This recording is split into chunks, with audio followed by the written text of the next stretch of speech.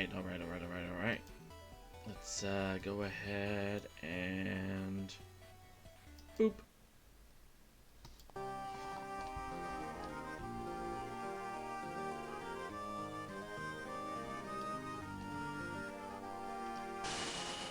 Alright.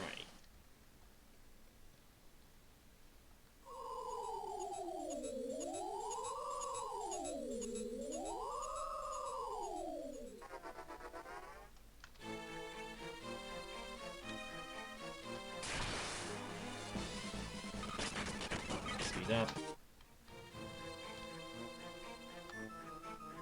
Oop.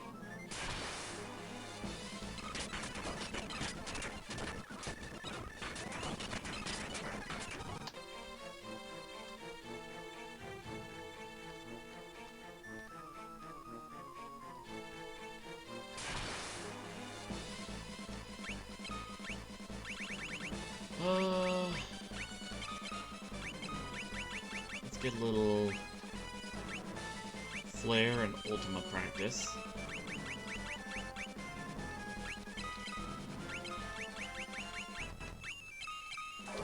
Speed up.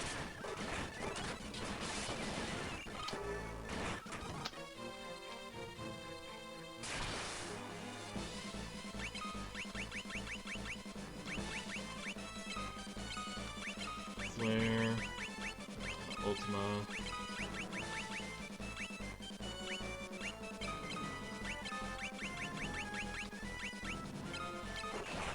Speed up. 2.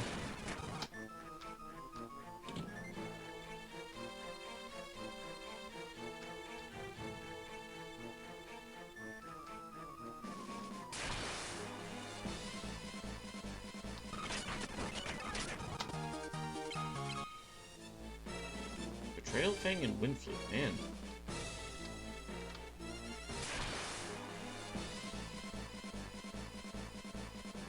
$20,100 freaking gold to be fully optimized. Fuck me. Yeah. This is in Dragon Quest VI, right?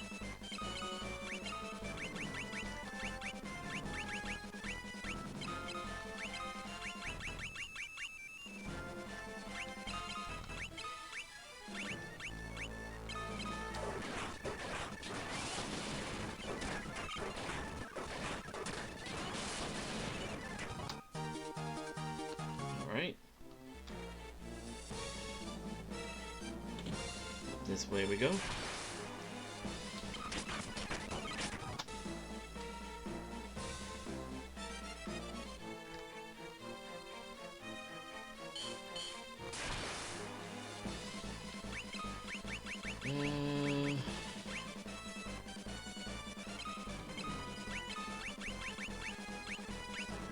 Flare, Ultima. Flare. Flare. Speed up.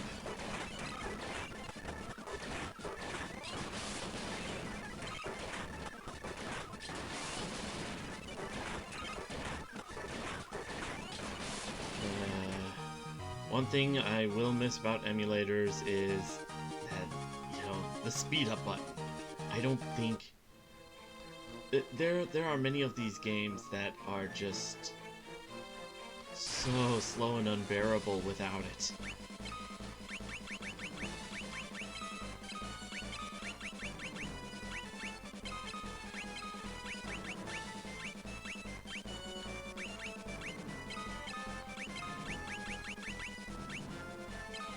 Speed up.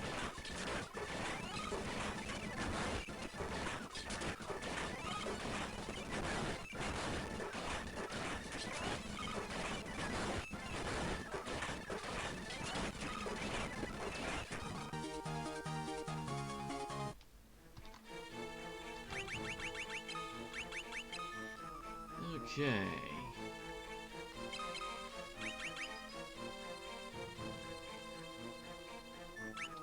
Actually, I would need some practice on Furion, so...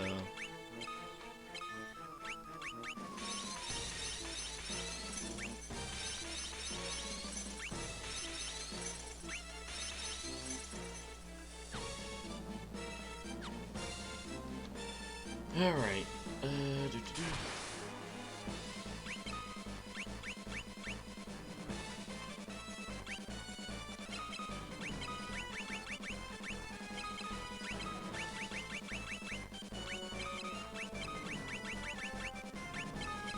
That do.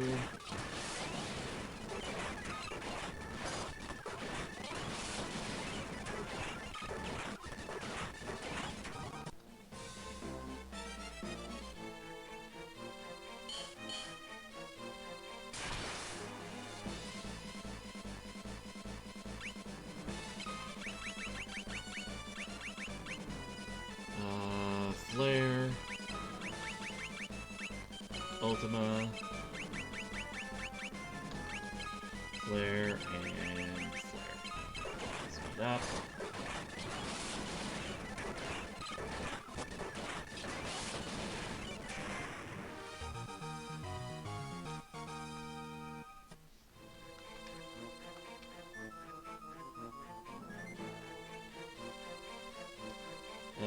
It was the second door, wasn't it? Nope.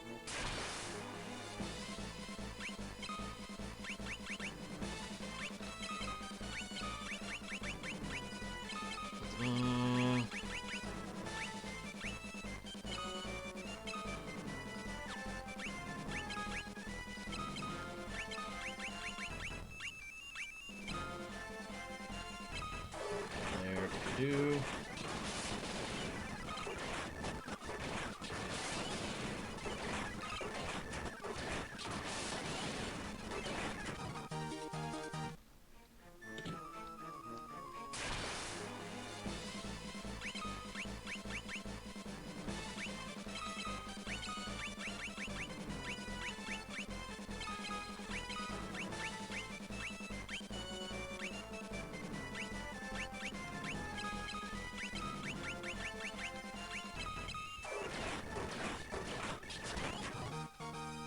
Leon's filler level increased, nice.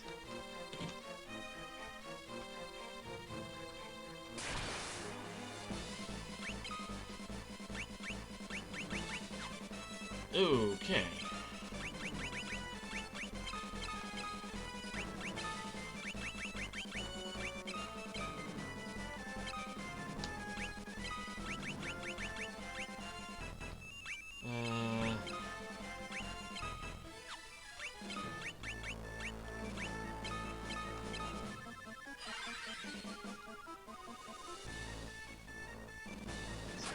Do.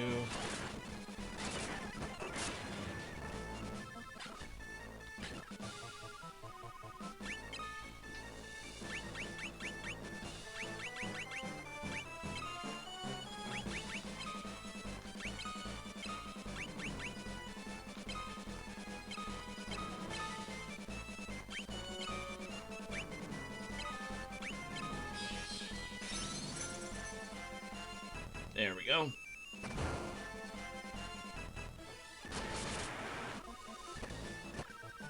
Ouchies, okay.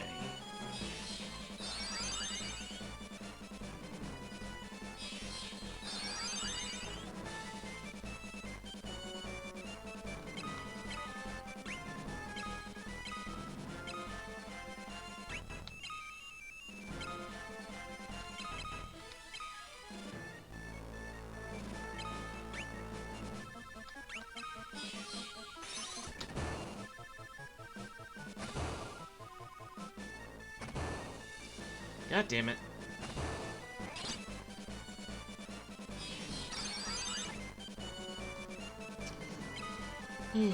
Alright.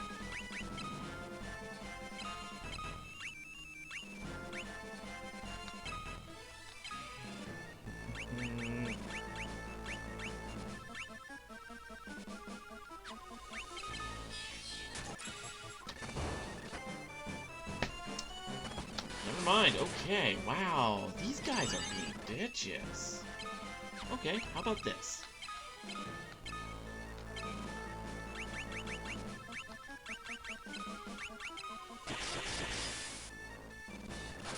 Never mind. Ugh. Okay, you know what?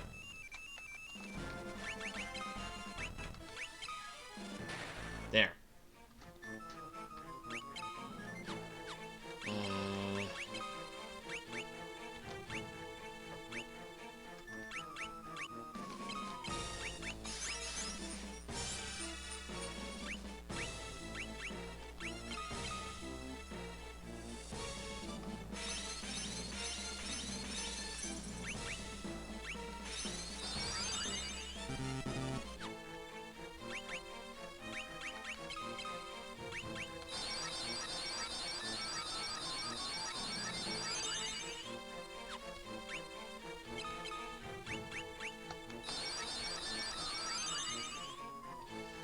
Man.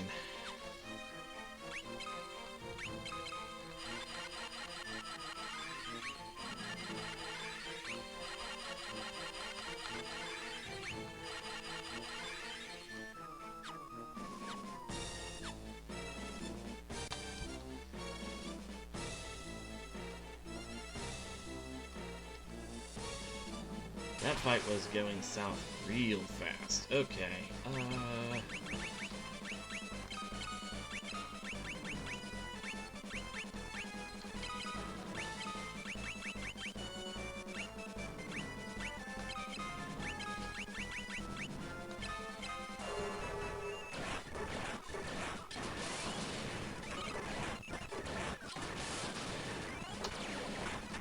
there we go. Alright, what's in here? Yoichi's bow. Red dragon, okay. That.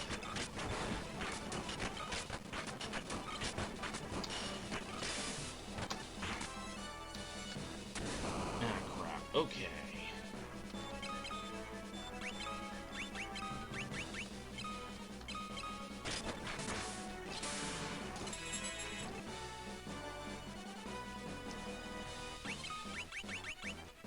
It's a red dragon, so blizzard?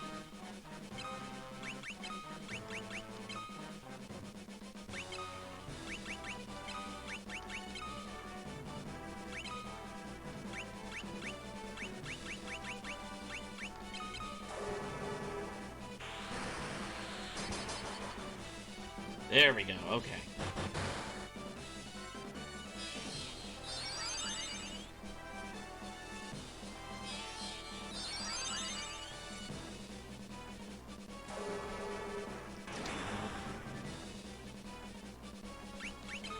Alright, spam blizzard then.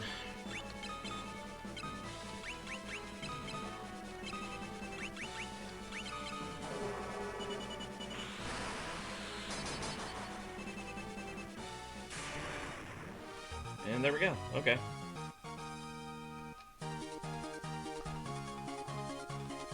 Ooh, dragon armor.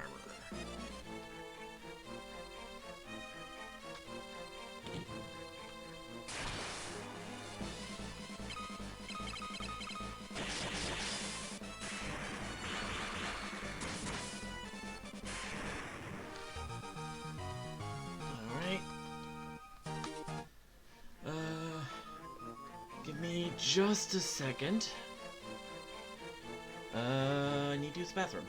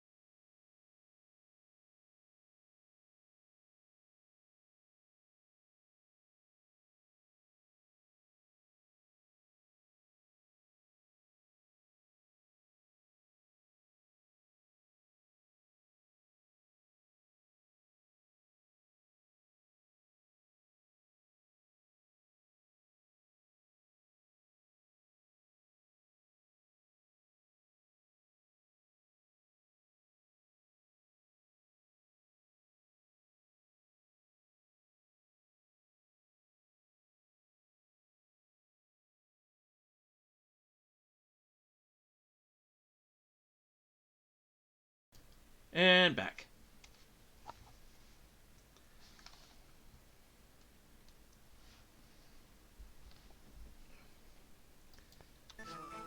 Alright, let's see.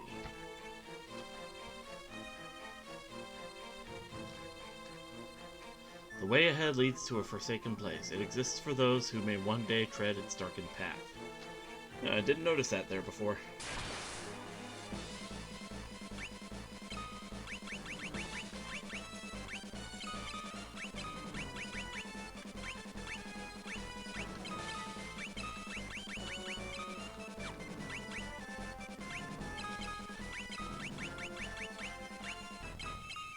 Yep.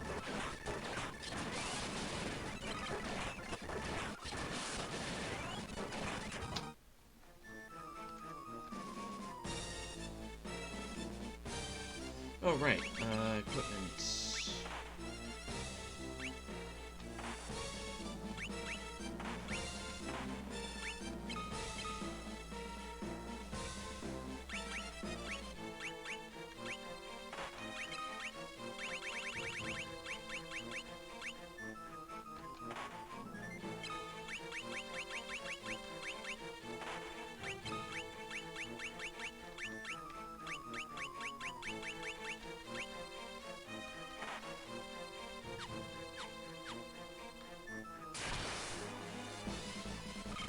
Speed up.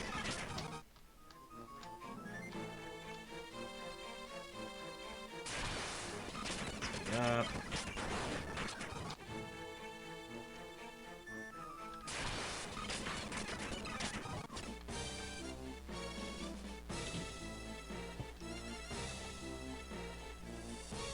Almost there.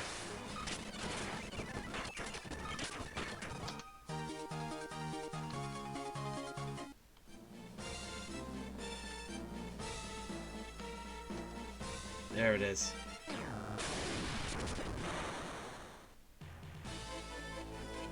Okay.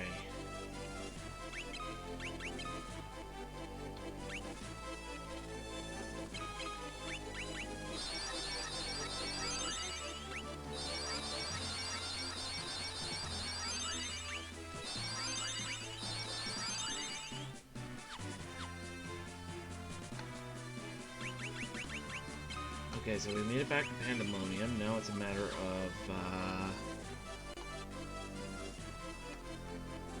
making our way back up to the Emperor.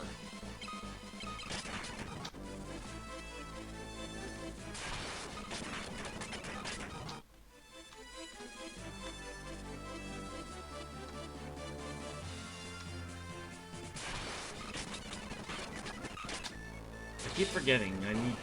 Ah, jeez. Okay.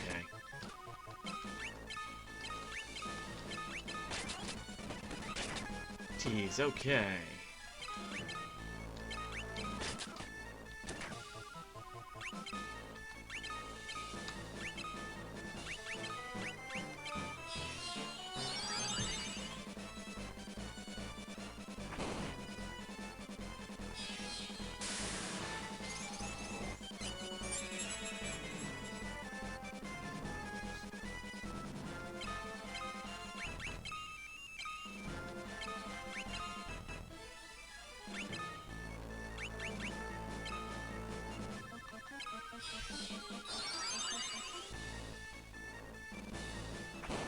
Ow, okay.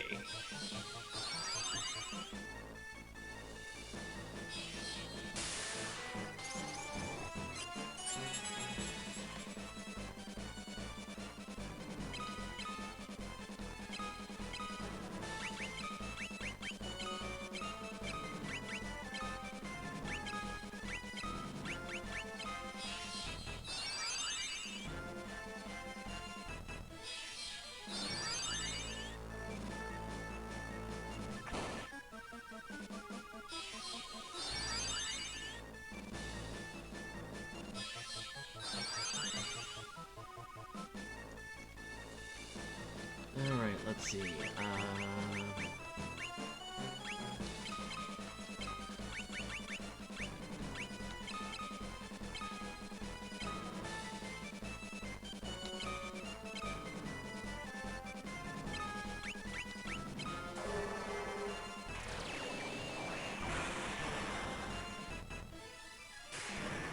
There we go.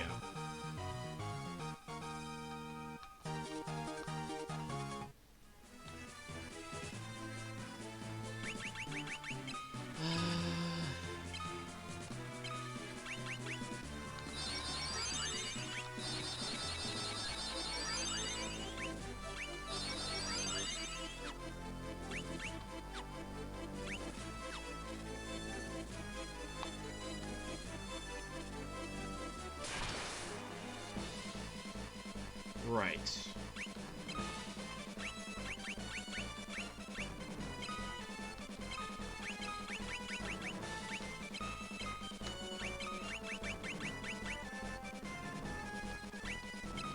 Flare, and let's have Leon use some items.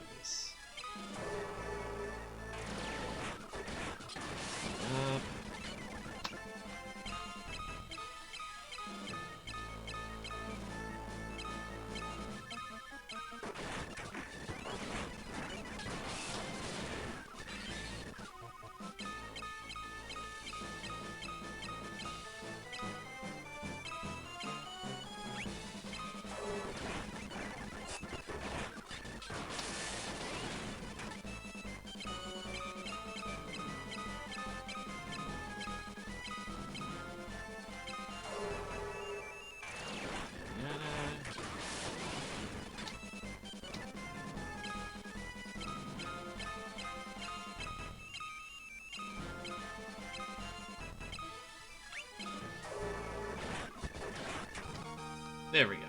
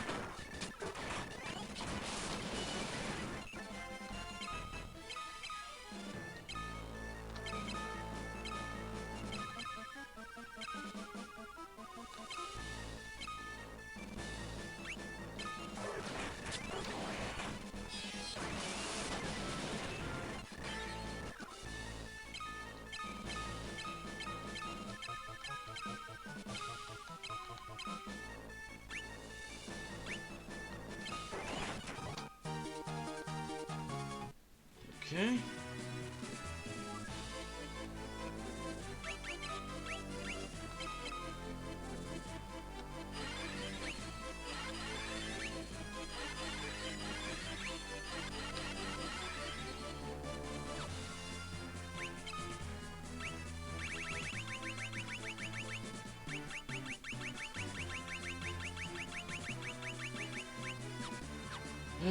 All right.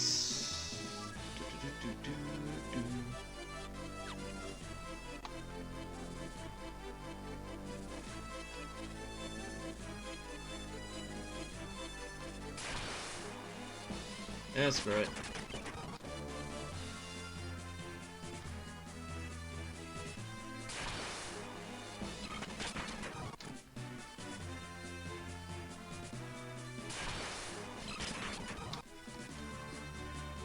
Well, physical combat skill's pretty good right now.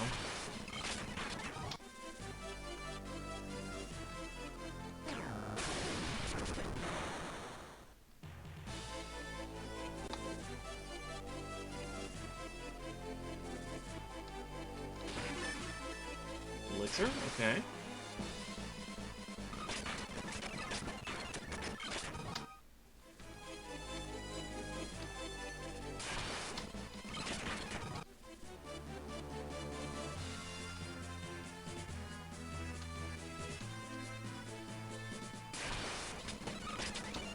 Ah, crap.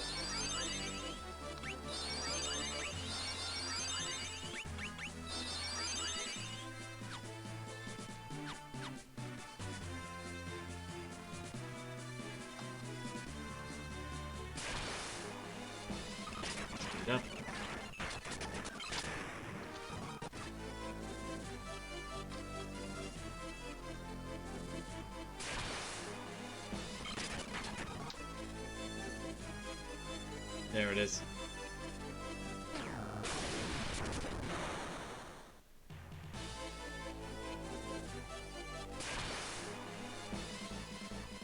Oh, great.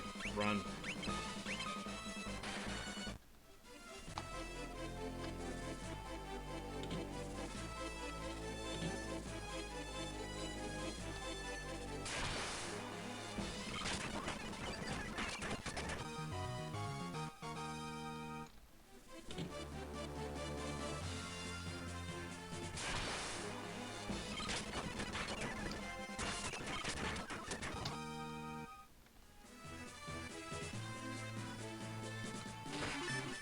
Genji armor.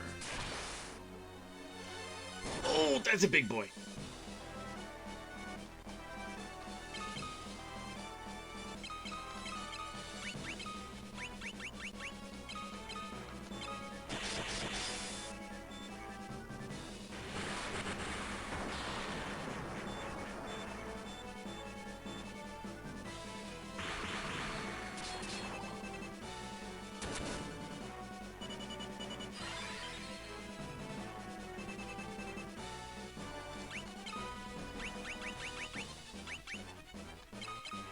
Holy?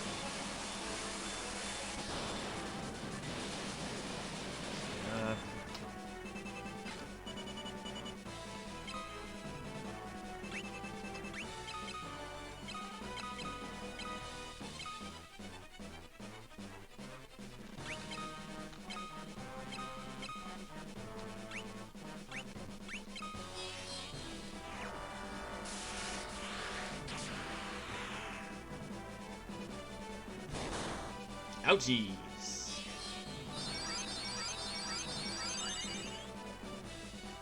I will say, I do like this design.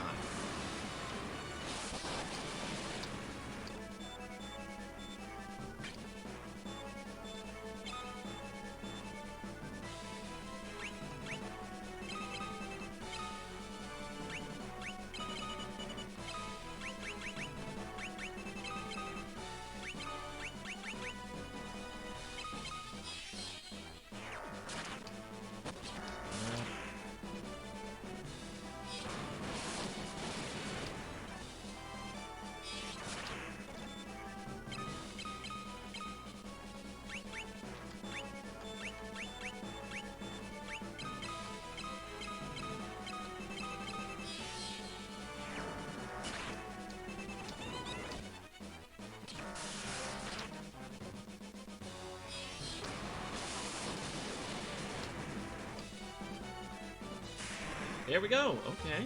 That was not as bad as I expected.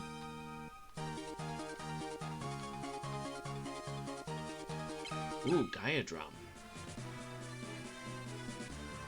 That would probably be good to have.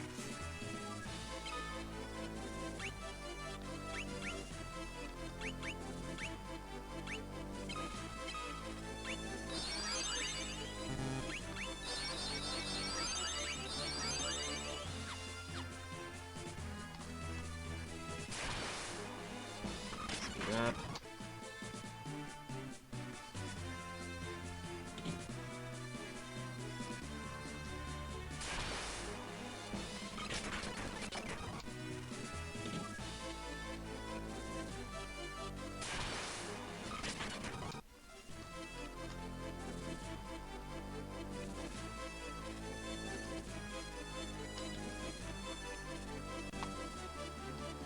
That one's the one with Astaroth. Also, I realize most of those demons hidden in those treasure boxes are members of the higher ranks of the Ars Goetia.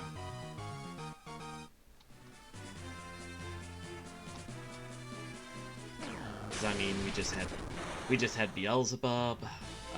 That one that I just passed by had Astaroth.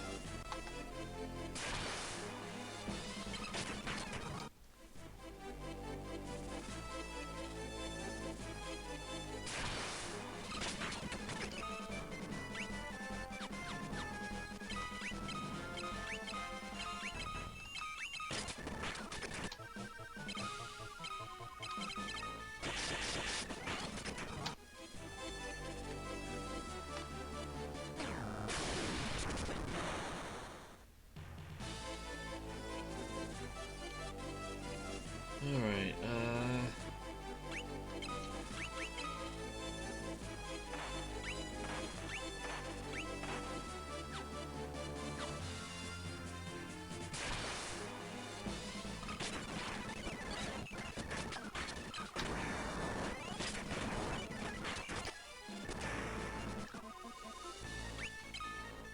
okay, let's get some practice in.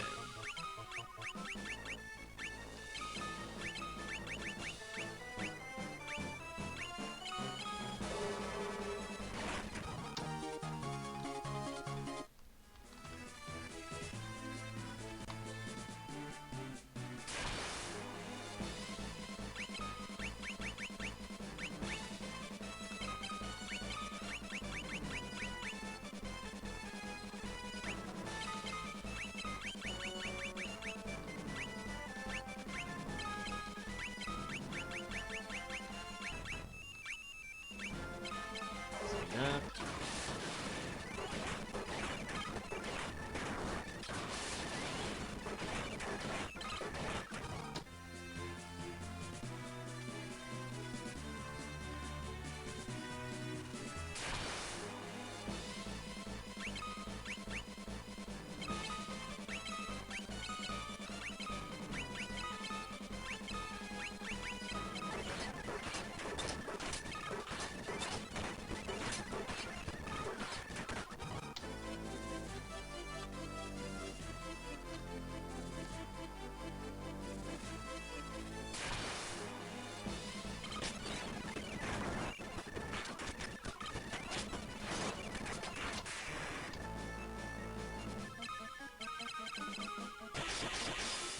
There we go.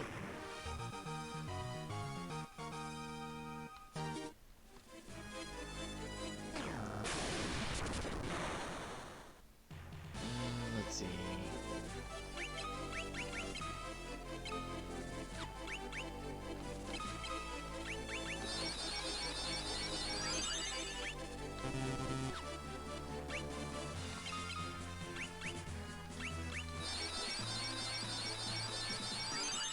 Man, Guy has a lot of health now.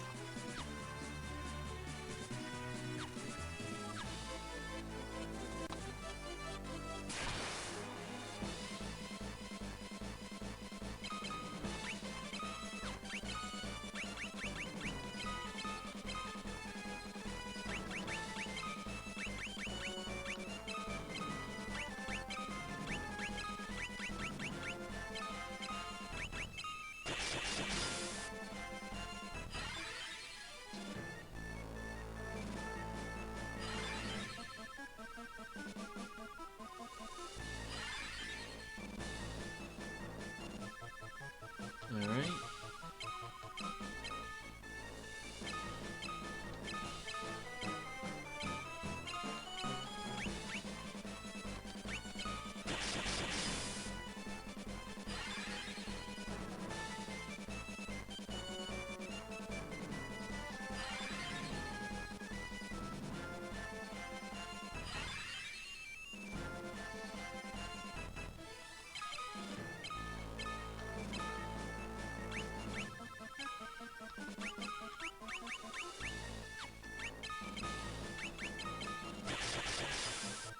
There we go.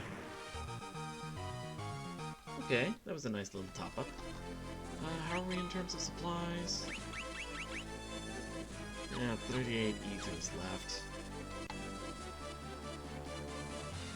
But I do only have a couple more floors before...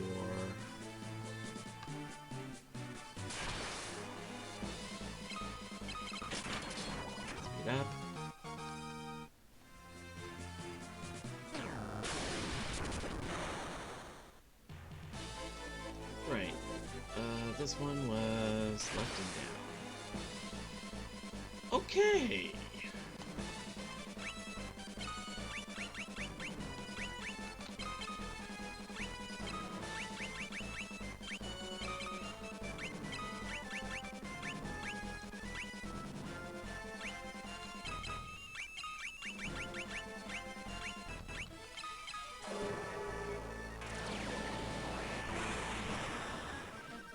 Up.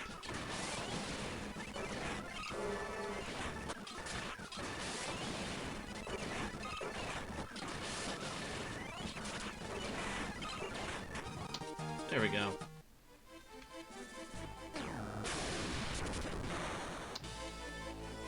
All right. Looks like we finally made it to the last floor.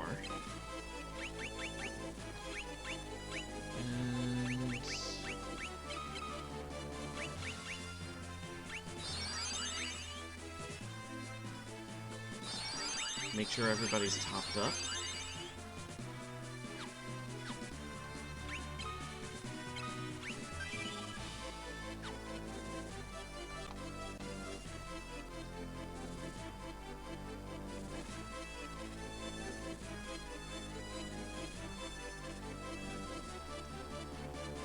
You have braved the bowels of hell to reach me.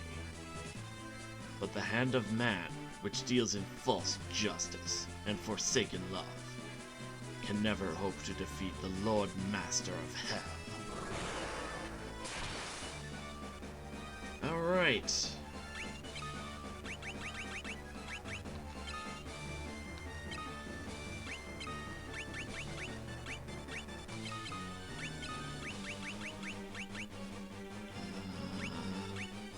Holy...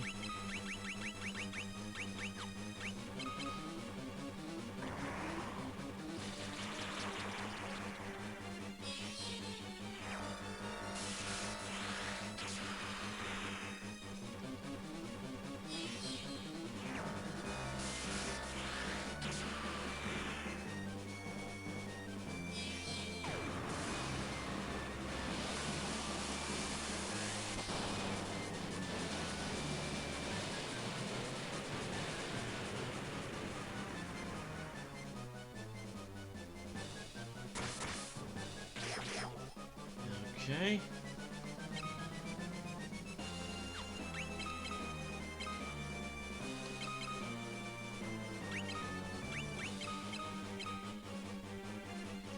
Actually, attack, and let's have him use a cross.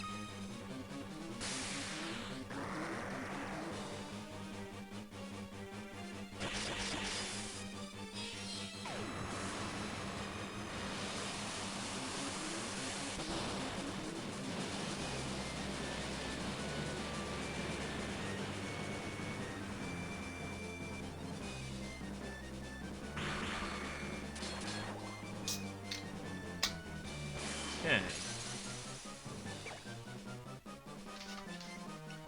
So the curse is gone from Guy. Oh.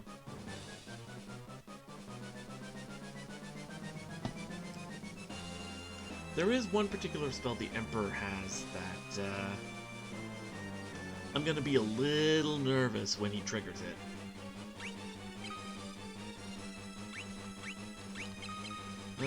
Holy doesn't seem to do much. Let's try Flare?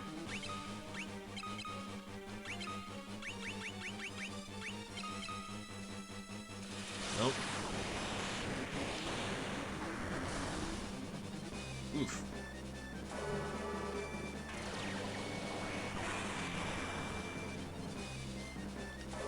Yeah, Flare seems to be doing more damage to me.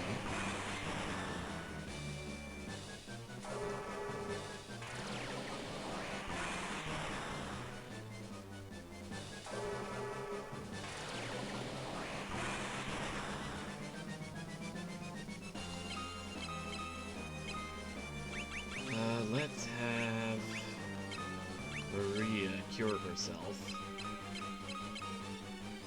There it is. This one's gonna hurt.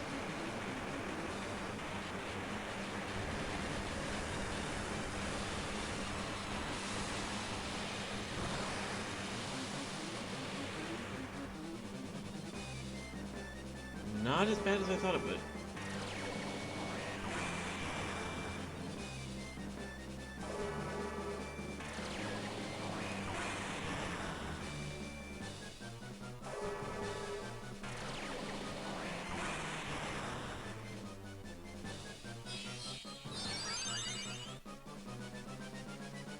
Alright, that's good.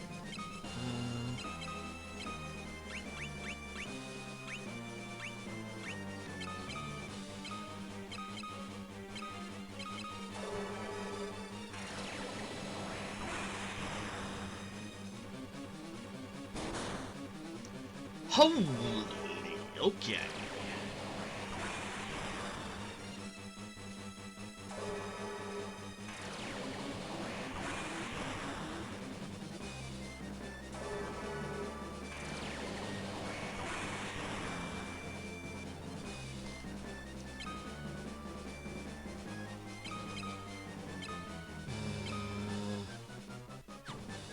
You know what? Let's have both Maria and Guy cure.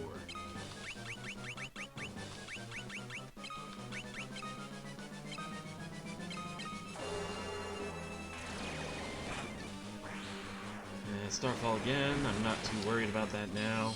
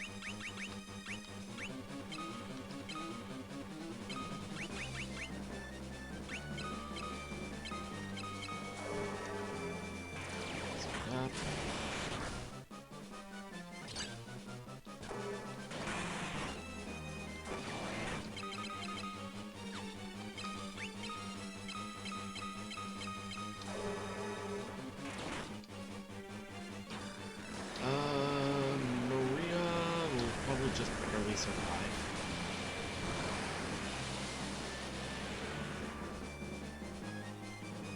Oh.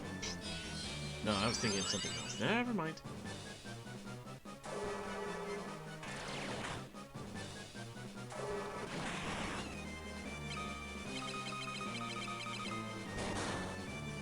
Ouch.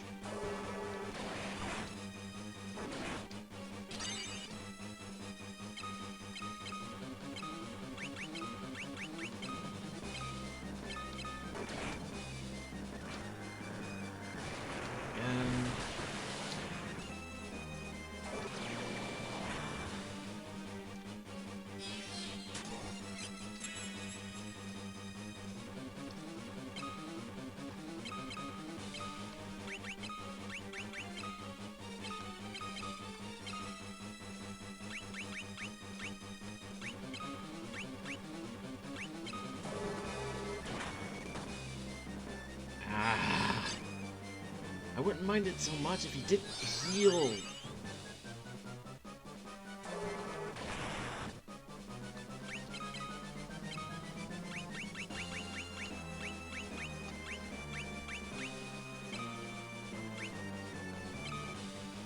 Am I just under-leveled? Is that it?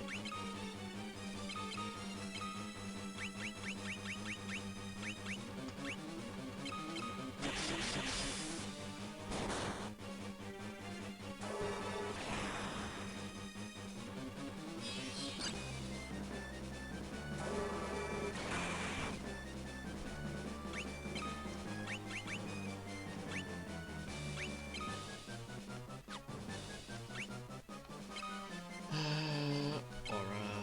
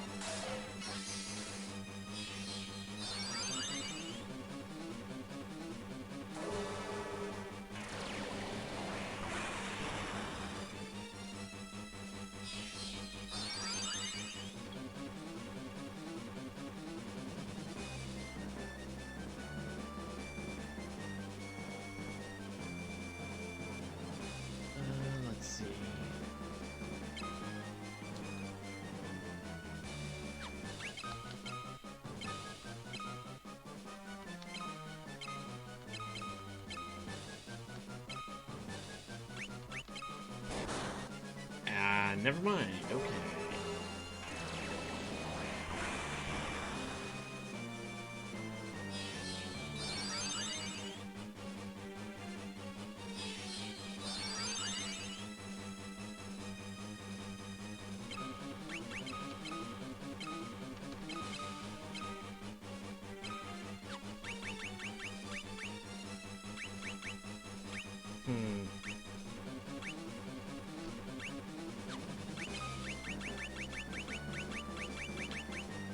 Diadrome. Never mind. Okay, jeez.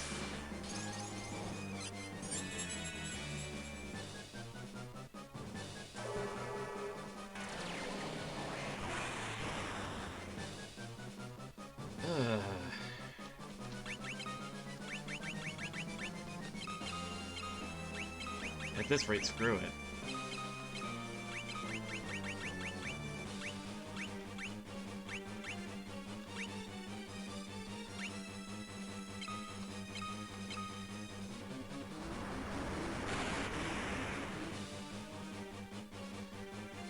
Okay, that only heals him.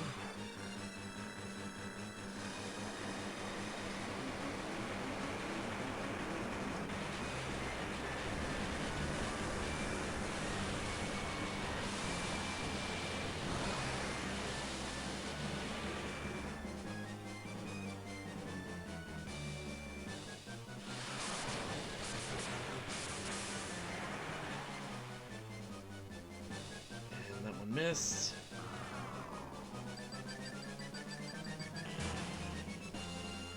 That one healed him. Ugh.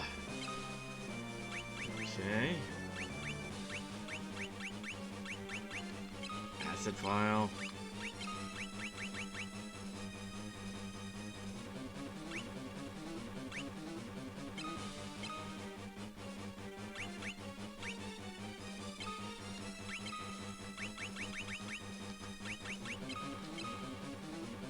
Yep, nope, Therian's dead.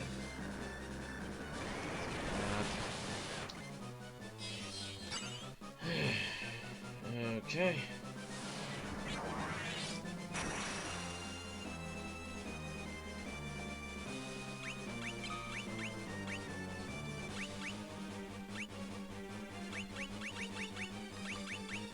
Toad.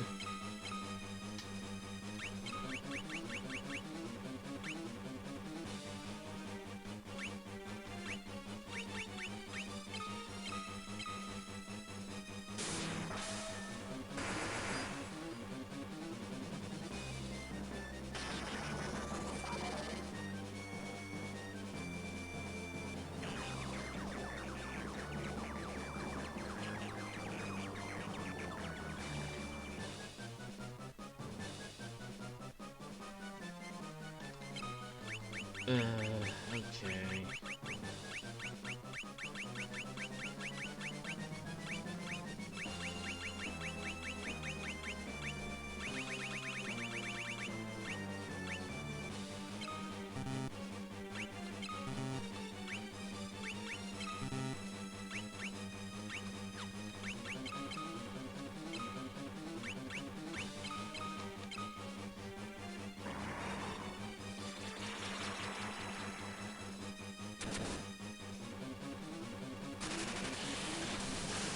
And that only casts Thunder 5, really?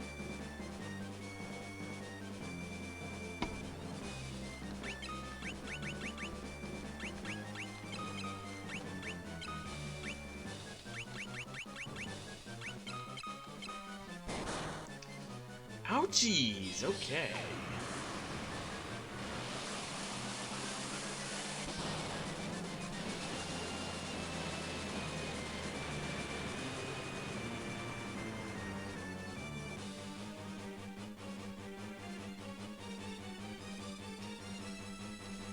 Oh boy.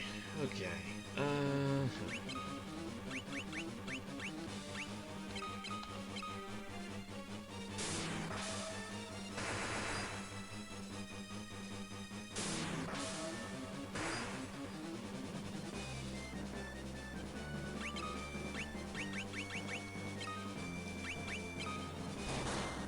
Yep, nope.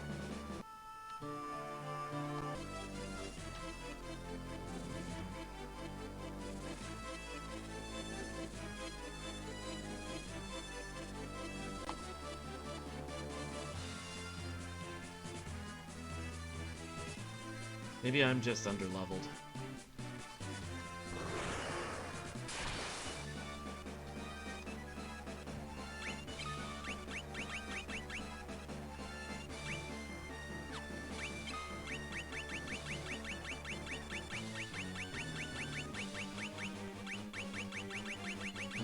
Let's see.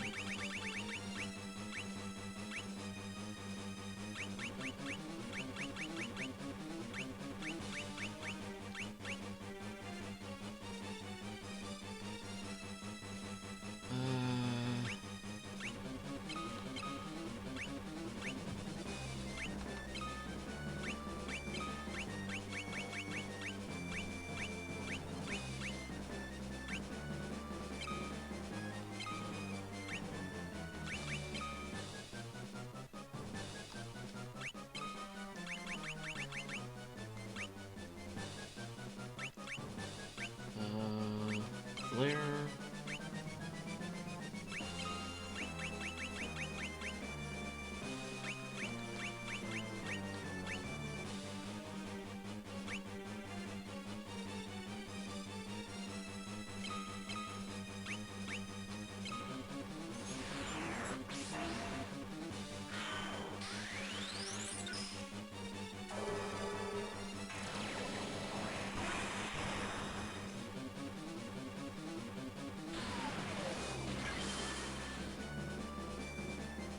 Alright, attack.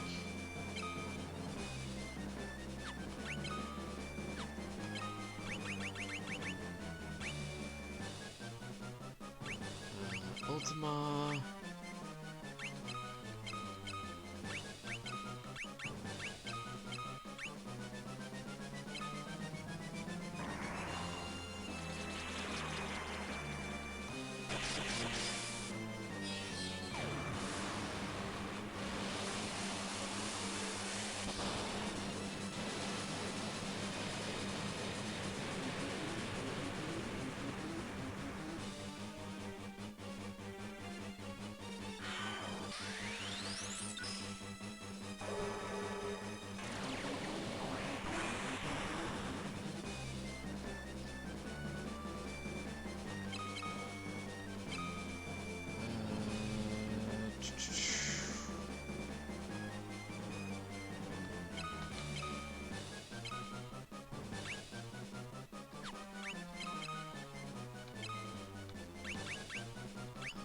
Cross.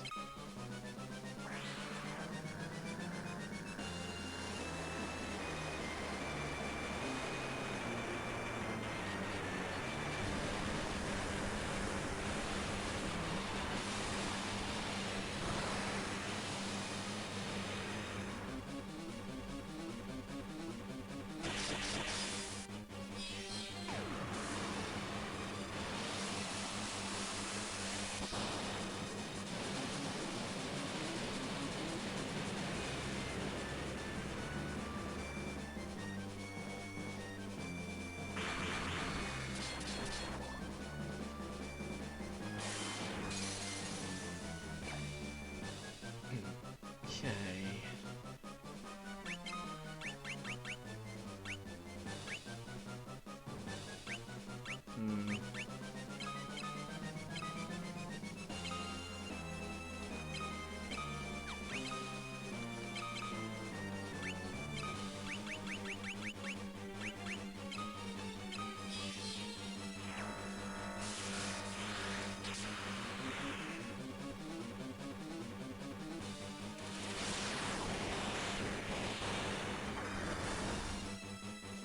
Oof.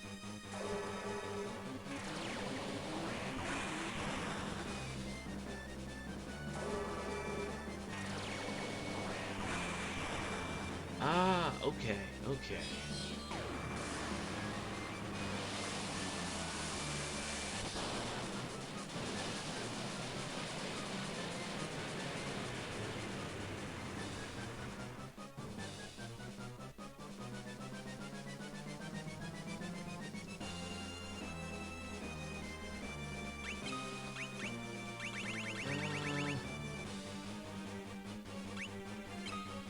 Let's give Furion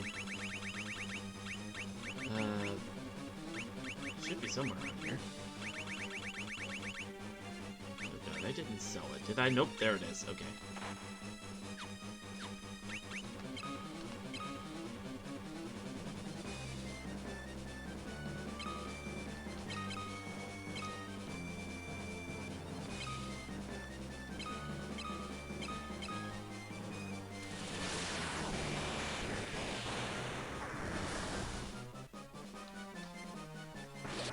There we go. Whoa, okay.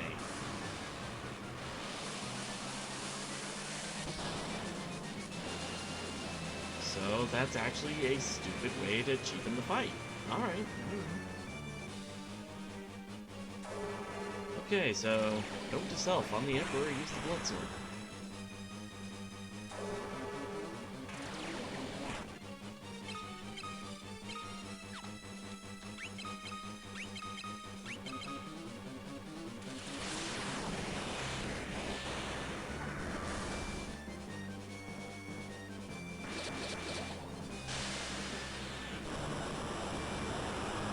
And we're done.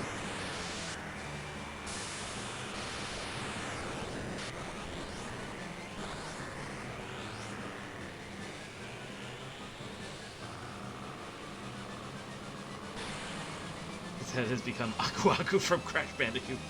Oh, jeez. I forgot about Aku Aku. Ubida!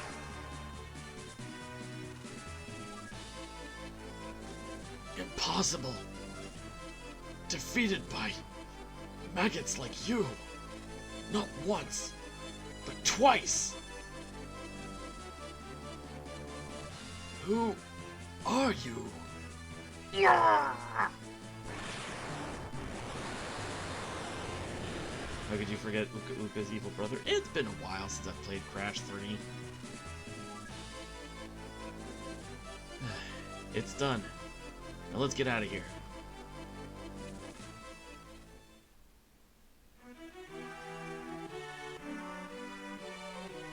Is there more than just Crash 3? Yeah, I know, but that was the game that, like, debuted him. It's finally over, isn't it? It was a long struggle, but with the Emperor gone, there's nothing left to fear. Thank you. With all my heart, I thank you. With the combined strength of Kashwan and Finn, we will build the kingdom anew. Together, Princess, we will create a kingdom even fairer than the old. Though once a coward, I now stand here a new man. I have all of you to thank for that. You have my deepest gratitude. I'm sure Scott is smiling down upon me from above.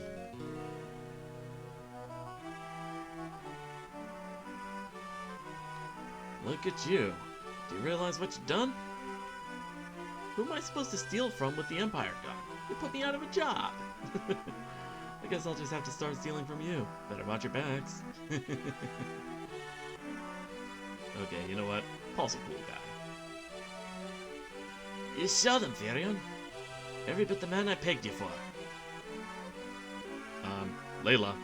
Phrasing. Maria just looks over to Firion and she's like, what she's talking about? And Firion's just like, nothing. If you ever feel like trying your hand at pirating... What, that not sit well with you, Maria? Looks like your next battle's already begun, Firion.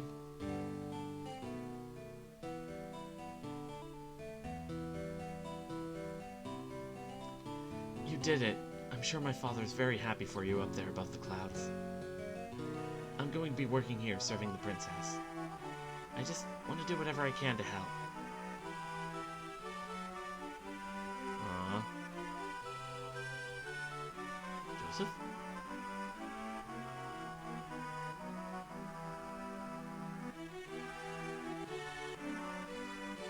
And yet we're still missing a guy, unless his fate was revealed in a stream I missed. We must now dedicate ourselves to the task of restoring what has been lost. Farewell. Words cannot express my gratitude to you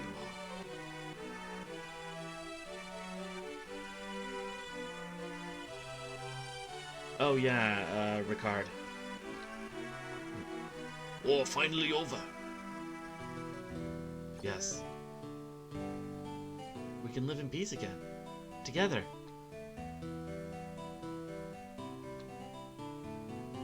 Right, Leon?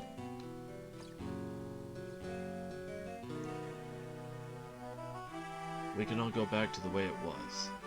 Not anymore. But why? Don't go! Furion, stop him! Maria, Leon is right. We've been through too much. I can't stop him. Not now. Leon! When the time is right, we'll be waiting.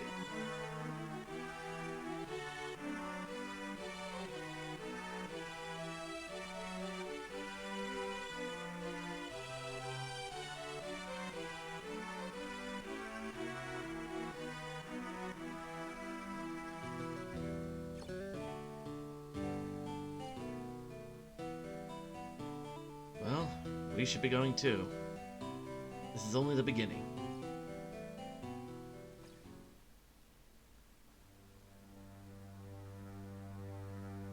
Their long struggle was finally at an end.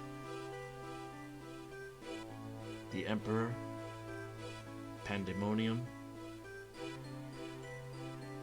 the Plague of Monsters.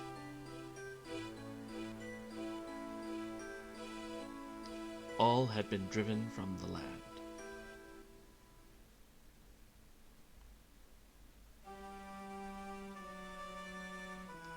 Peace had returned to the world. The wounds of the war would mend, and the memory of those bitter days would eventually fade. But one thing would never be forgotten. A band of young heroes once saved the world.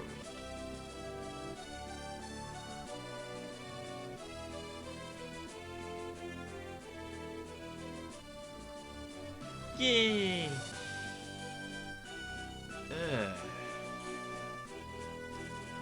If there's enough demand, or if I've got nothing else better to do, I can probably take care of the post-game. But,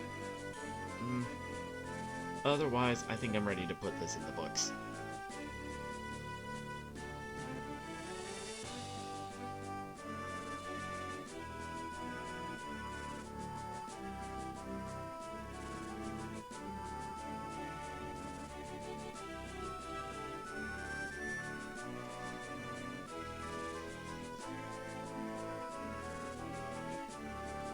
I mean, I did look at the guide and see that it mentioned the blood sword would make things so much easier. I didn't realize how much.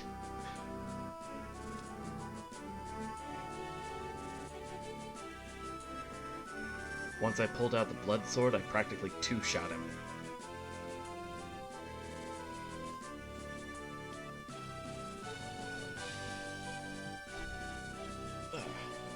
Let's see.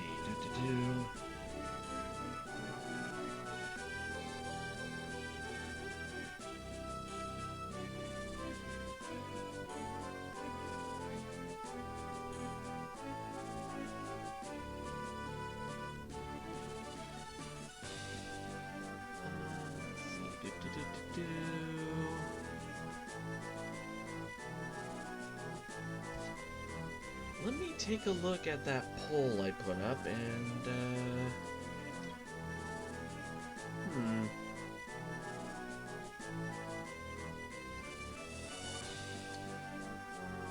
Maybe I should, start the next game on the poll, which, if I remember right, is the Archer route of, Fate Extra.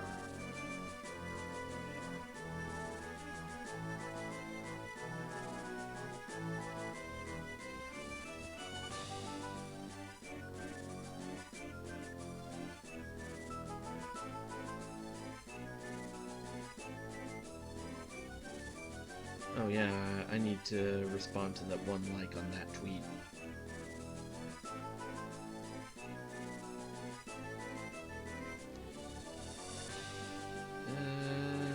Let's see.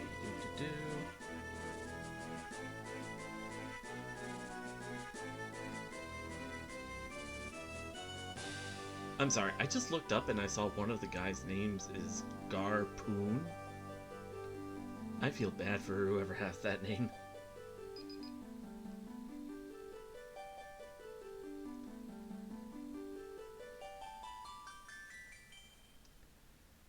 Okay.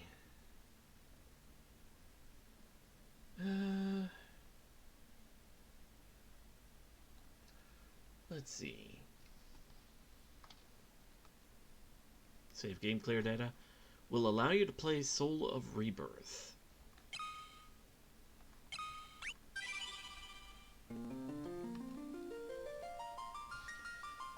Hmm.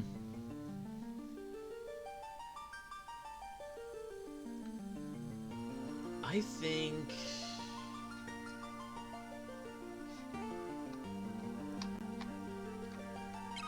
Yeah, okay.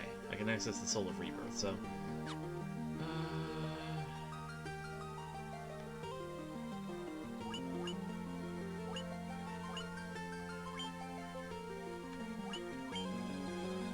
How many of the enemies did I get in 2? 73%, okay.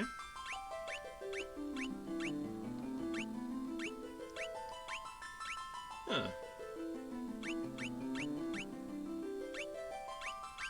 And I only missed a couple in the main game, and it looks like the rest are in the Soul of Rebirth section. I got all the dragons.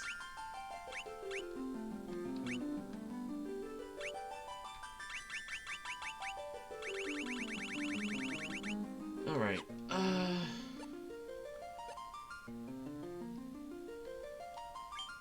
actually, hold on. Alright.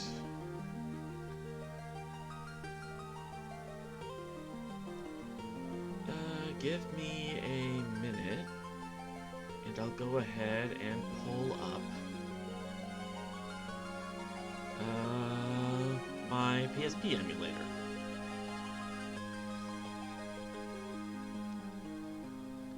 Alright, so...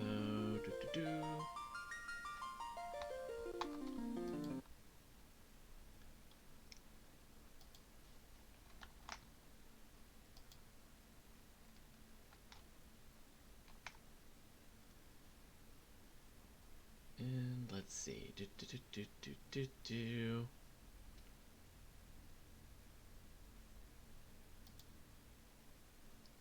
Gonna go ahead, set that up. Okay. Checking that to make sure.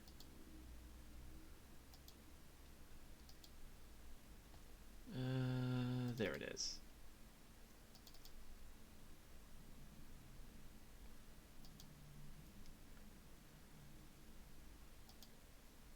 Okay, and transition. Boop.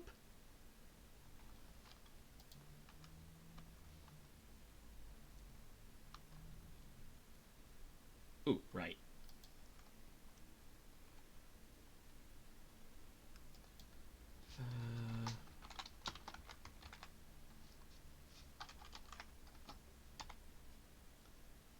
There we go.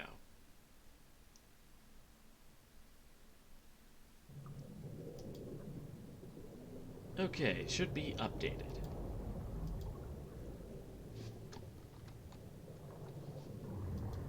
Oops. Didn't mean to. I did not mean to. God damn it, there we go. Jeez.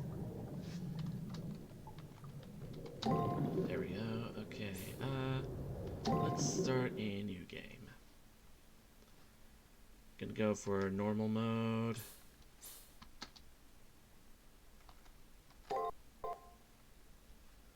There are a number of dead ends and potentially fatal choices in the game. It is recommended that you create multiple save files as you play.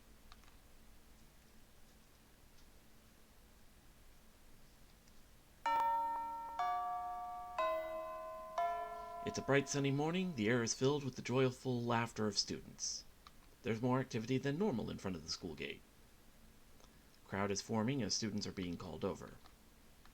I wonder what's going on. When I peer into the center of the hubbub, I see my friend and student council president, Issei Ryudo. Good morning. Lovely weather we're having, don't you think? Hmm? Why do you look so surprised? We announced at last week's assembly that this month the student council would strictly enforce school rules. I've been tasked with performing inspections to ensure students are in compliance with school rules. Now it goes without saying that everyone is subject to inspections, even old friends.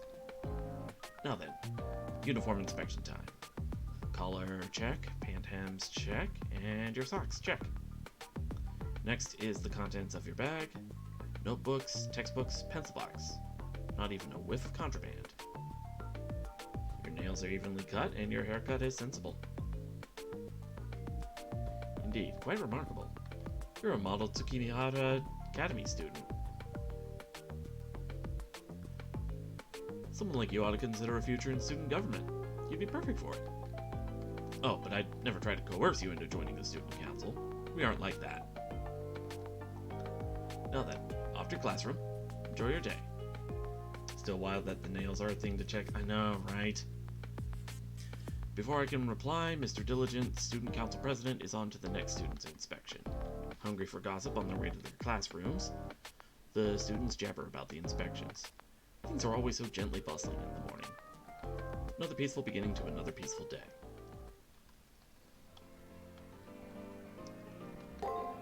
Alright,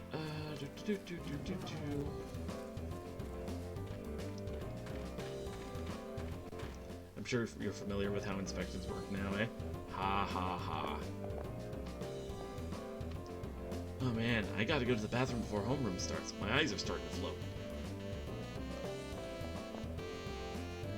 Okay.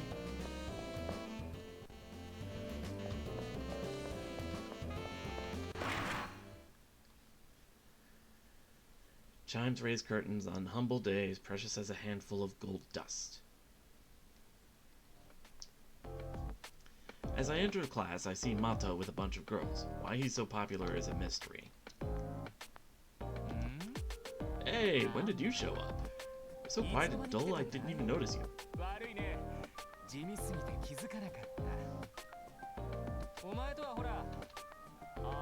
Even though we've been friends since our freshman year, right?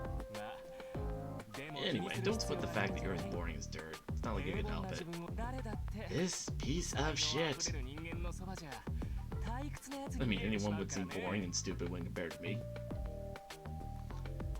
It's a little early for so much abuse, but as it's Shinji Mato, it can't be helped. His arrogance is almost palatable. I don't know what he's saying, but it makes all the girls squeal with joy. Actually, let me rephrase. His popularity isn't so much mysterious as it is unnatural.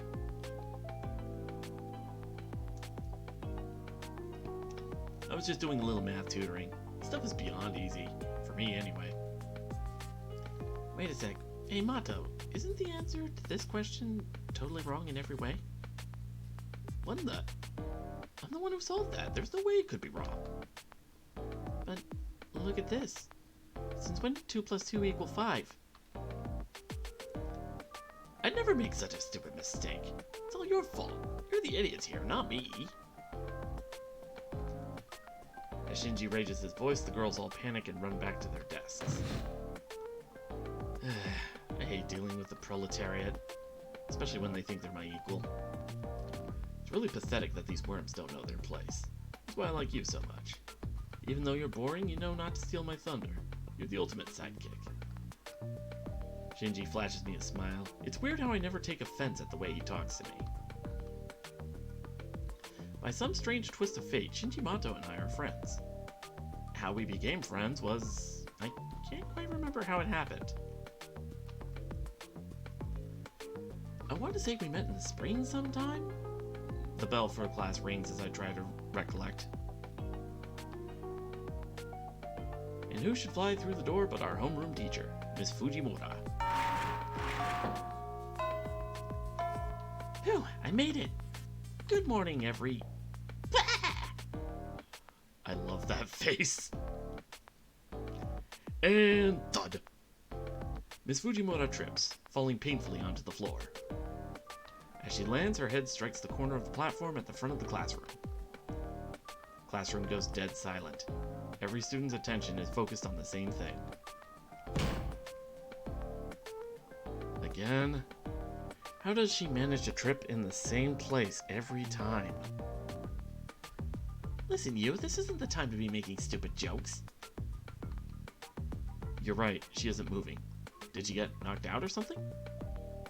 A few brave students get out of their seats and crowd around the still comatose Fujimura. Hey, Miss Fujimura. Miss Fujimura? Are you okay? What? Huh? What's wrong, everyone? Hey, class is about to start, so get back to your seats. Pronto! Miss Fujimura jumps up to her feet as if nothing had happened. It's almost as if the memory of her sudden and violent trip to the floor was totally erased. As this happens all the time, no one seems to notice or care enough to say anything. No one gives a thought to how odd it is for this to happen every single day.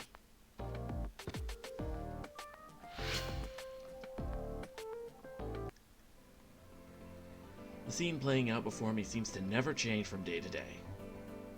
The same exact lessons. The exact same subject, the exact same content.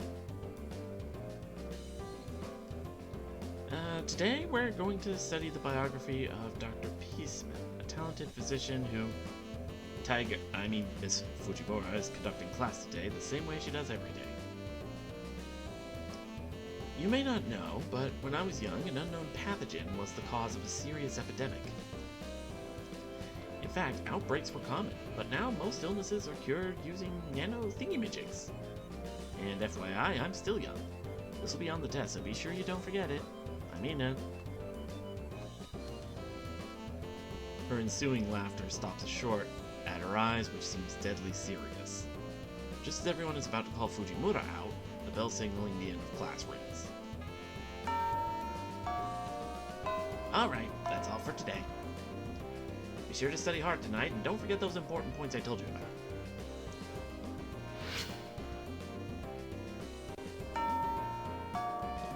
While today's class wasn't all that boring, it was a relief when the bell rings. It is a relief when the bell rings.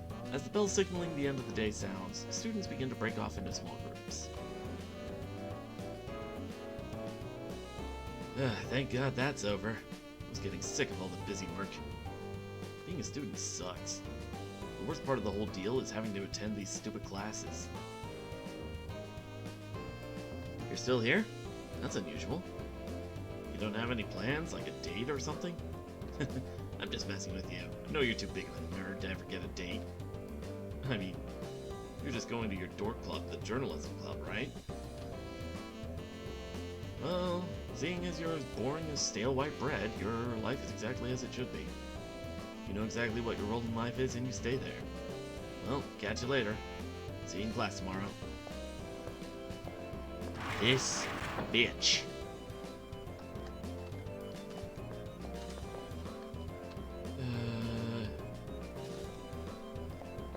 Does anybody... I forget, does anybody say, like, which classroom it is?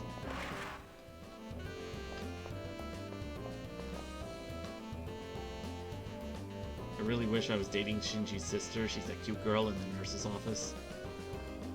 And we'd get married, and she'd feed me, and I'd wake up to her every day. The thought of Shinji being my brother-in-law is... ugh. If only they weren't related.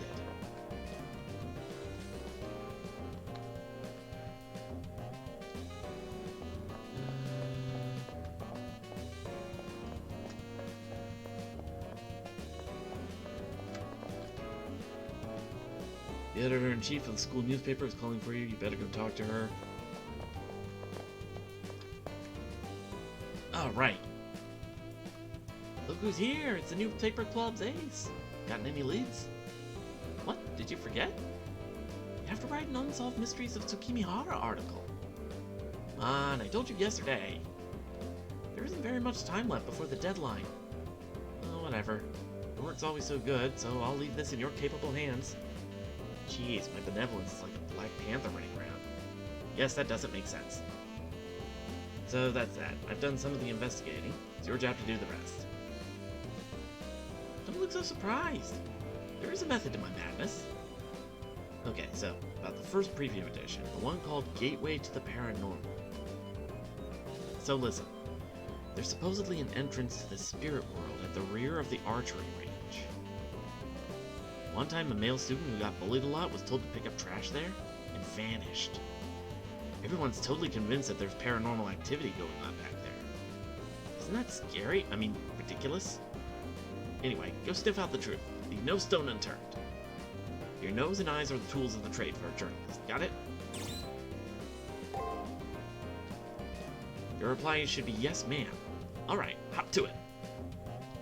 Okay, down at the archery range, huh?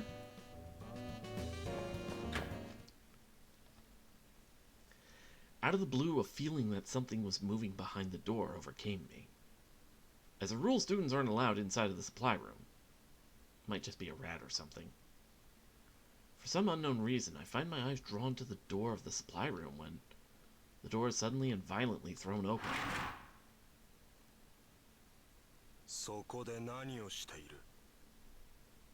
What do you think you're doing?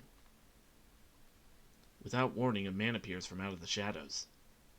Dressed in black with a dour expression, the person in question is very intimidating. But that sense of intimidation is immediately replaced with extreme discomfort and unease. A sudden, overwhelming sense of danger gives me goosebumps all over my body. His cold, blank stare sends chills down my spine, as though he's marking me for death. For some reason, it feels as if he is deciding whether to break my neck or skin me alive.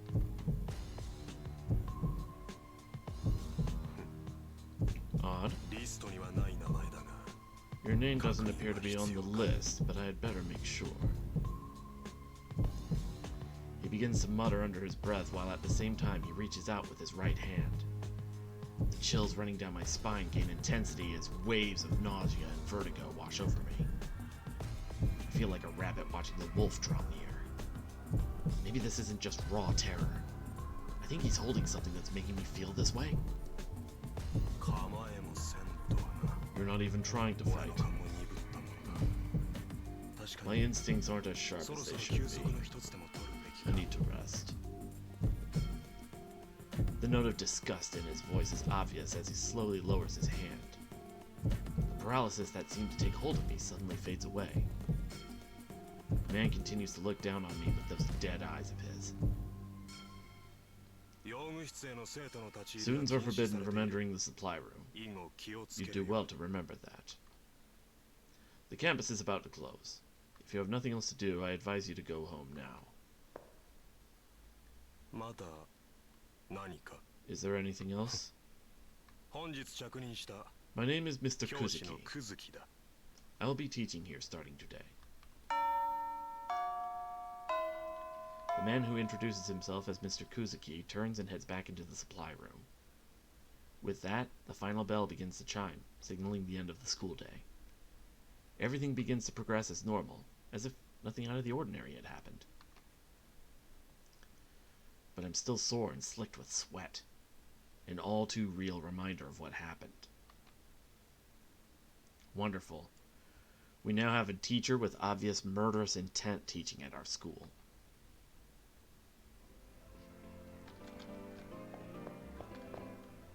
Right, archery range.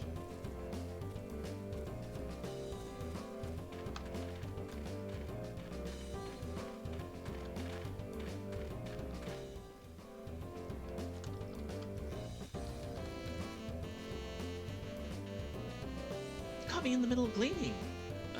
Those archery club kids don't even unstring their bows. Worse is when they leave their arrows stuck in the target mount.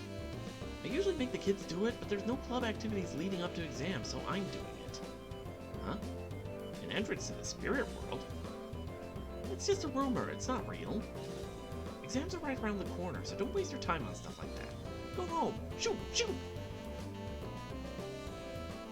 What appears in the archery range isn't an entrance to the spirit world, but Miss Fujimura. Well, I can't say I'm surprised she's one behind the Tsukimi Hara's mysteries. It's fitting. I'll report this tomorrow so I can go home now if I want. pass if you go home. Yep, let's go. Save.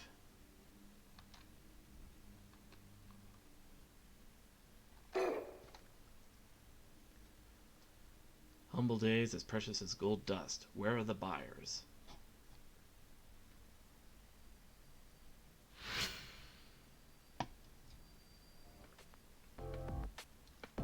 As I walk into class, the girls that normally flock around Shinji Mato aren't there. Shinji seems to be in a bad mood today. His usual posse of girls is keeping their distance. I'll ask him if something happened. What? I could tell you if anything happened to me. Which it didn't. Nothing happened at all. Hey, you know that ice queen, Rin Tosaka? She thinks she's so much better than everyone else. At first I thought that she would be the only one who understood how lonely it is at the top. Tried talking to her yesterday, but I got nowhere. Maybe I just intimidated her or something. I might have lost a few points for getting violent, but girls who talk back to me get slapped. Bitch! I'd never hook up with such a violent, stuck-up bitch like that, no matter how hot she is. What a waste. She'd be perfect if she'd just keep her mouth shut. You agree with me, right? Right? Oh, this guy. Looks like there's some tension between Shinji and Rin Tosaka. Knowing Shinji, he probably hit on her and got shot down.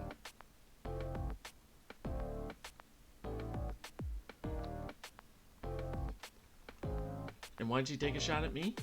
I thought she was going to Spinning Star kick me next. He continues to whine under his breath. I can only imagine how sleazy Shinji was being with her. Normally his super aggressive approach works, but obviously it didn't with Rin Tosaka. Life's more interesting when it's got little shakeups like this. As if right on cue, Miss Fujimoto barges into the classroom as the bell sounds. Whew, made it. Good morning, everyone. Alright, no one's absent, and since there are no announcements, let's just start homeroom. Tripped again. As soon as she turns to reach for the chalk, she trips and falls as she always does. As she falls, her fingernails drag across the blackboard with a horrifying sound. Oh. And thus another typically mundane day begins anew.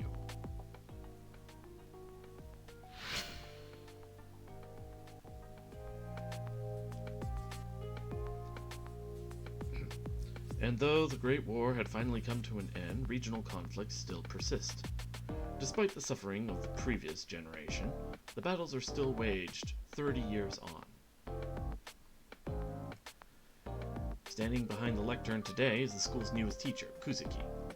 Although he's supposed to be teaching math, this lesson seems to have gone off on a tangent.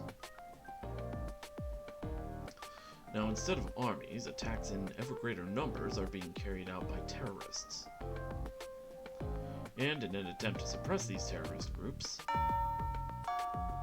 with that bell signaling the end of classes sounds. And with the end of the day here, the tension in the classroom drops immediately.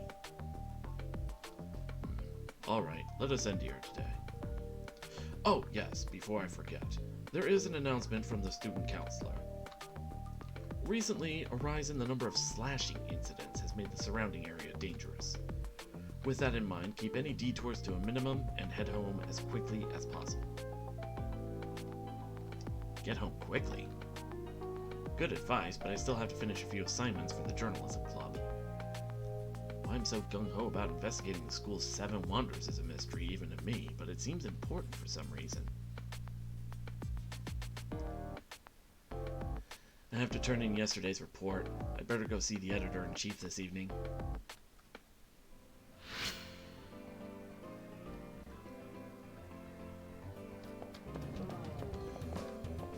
Alright. Hey, guess what? I just passed this gorgeous girl on the stairs. Could she be a new student? What? I'm sure you're just talking about Rin Tosaka from Class B.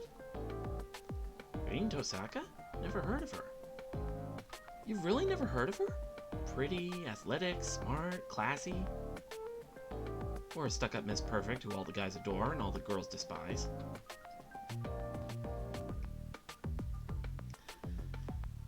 wouldn't be unrealistic to call Rin Tosaka the most popular girl in the whole school. Are you pulling my leg? Girl, you're so dense you probably wouldn't feel it if I pulled your leg anyway. What? I'm not dense. Much. But she wasn't wearing our school uniform. She was wearing red. How do you explain that? I don't know. I hadn't noticed. Huh? Maybe I'm remembering wrong? You would. Come on, let's hurry to our club. Yeah. I'm sure you know nothing about those incidents, Kazuki. We know what you have. We have clairvoyance this time!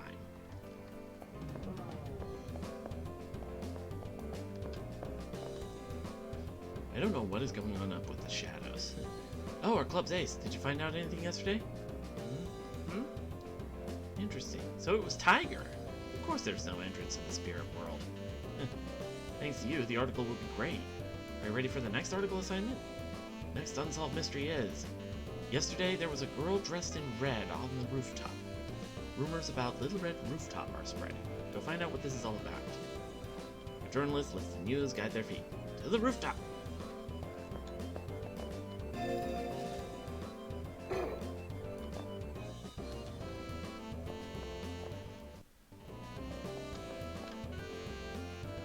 Girl on the rooftop? Her. She just happens to be up there right now. I saw her holding the key to the rooftop a moment ago. I turn the doorknob and the metal door opens silently on its hinges. As a rule, no one is allowed up on the roof, but I can see someone's elongated shadow. Vibrant colors set off by the setting of the sun is enough to take one's breath away. Under the now blood-red sky, a single girl looks out onto the town that spreads out below. Like a figure out of a painting, the girl seems to shine with the same red glow as the setting sun.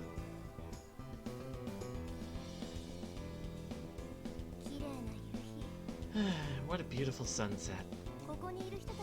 I can only imagine how captivating the sight must be for the people who live here. It is indeed a very beautiful scene. Shame it doesn't really exist. On the surface, it seems like such a benign, peaceful world. Pity that it'll soon come to an end. This place is merely an idealized imitation of the real world, and one done in poor taste. I wonder if there's any value to a memory that can only be observed and then left behind. I'm not quite sure if that last statement was supposed to express disgust or disappointment. As she finishes speaking, a faint smile forms on the girl's lips as she slowly turns in my direction. Her unwavering gaze makes it seem like she can see things hidden to others. Her eyes seem to shine with an intensity that rivals that of the fiery red of the evening sky. What's this? A notice from the system? Oh, thanks for bringing it to me. Huh? That's not it? It means you must be one of the generic students. If one of the irrelevant NPCs can get up here, I guess I'll have to find another place to hang out. Continuing to mumble quietly to herself, the girl quickly walks my way. Oh well, at least this is a good opportunity for me to look one of you over. Stand still, you. Unexpectedly, her finger reaches out and touches my cheek.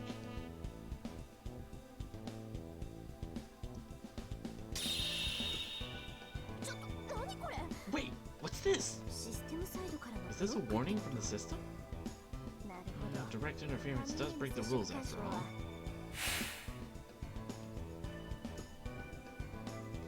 Mumbling to herself, the girl disappears without a trace. It's like no one was ever there at all. She vanished? There or not, her form has been indelibly burned into my mind. Oh, you're still here. It's almost time to leave school, so you should prepare to go home. What's wrong? You look a little pale. The sound of Issei's voice pulls me back to reality. I must look completely dazed and confused. Maybe I'm tired, or I'll talk with the editor-in-chief again tomorrow. In any case, I think the course of wisdom for now would be to go home like Issei says.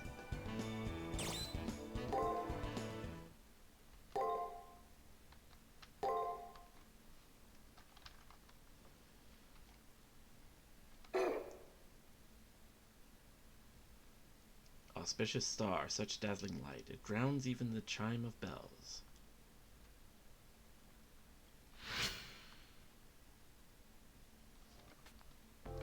I enter the classroom. Once again, Shinji Mato, in the seat next to me, has a full house. I'm telling you, you don't have any talent. Give up before you look like a retard. So you know what he said to that? What? What did he say? Dying to know, tell us. This wuss gets all boo-hoo and he says, I'll keep practicing until I get better. I can at least get better than you, who skips practice. Sorry, I have to laugh. Anybody knows that you can't practice your way into being a genius. If he wants to practice something, he should practice not sounding like a tool. The guy's not a total maggot, but he's still trash that needs to find a garbage can. That moron. People aren't created equal. Even people who are born above average can never reach the same heights as the naturally gifted. You must be so talented if you don't need to practice, Mato. I feel bad for that kid. Trash can't help being trash. You should learn to stop dreaming about being something better. The bell rings. In response, the gaggle of girls shuffle off to their own seats. While we wait for the teacher to arrive, I get caught up on what Shinji said for some reason. Whether or not Shinji has innate talent, I think it's pretty clear that I'm a nobody. A nobody with no goals. I mean, when I try to even think about the future, I get overwhelmed. As long as I keep plodding along, someday I'll reach my totally average future. Yay. That's what happens to everyone, right? Are there actually people who break the pattern? How? I have no idea. For me, today is just another ordinary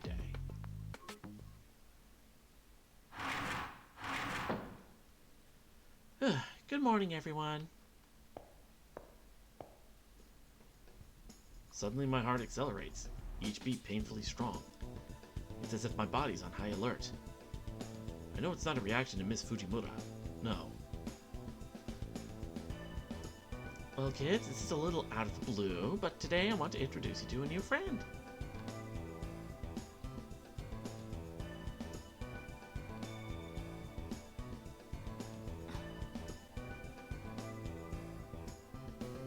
It's him. That blonde boy is the one who's causing my body's fight-or-flight instincts to prickle. Go on, Leo. Introduce yourself. For what purpose? Huh? Well, Leo, you'll be attending school with these people, so I'm sure they'd like to know who you are. Ah, I see. These good people do not know my name yet.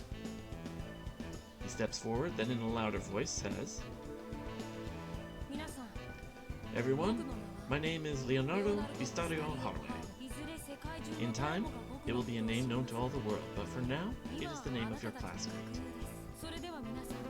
I'm pleased to meet you all. I hope we enjoy our time together.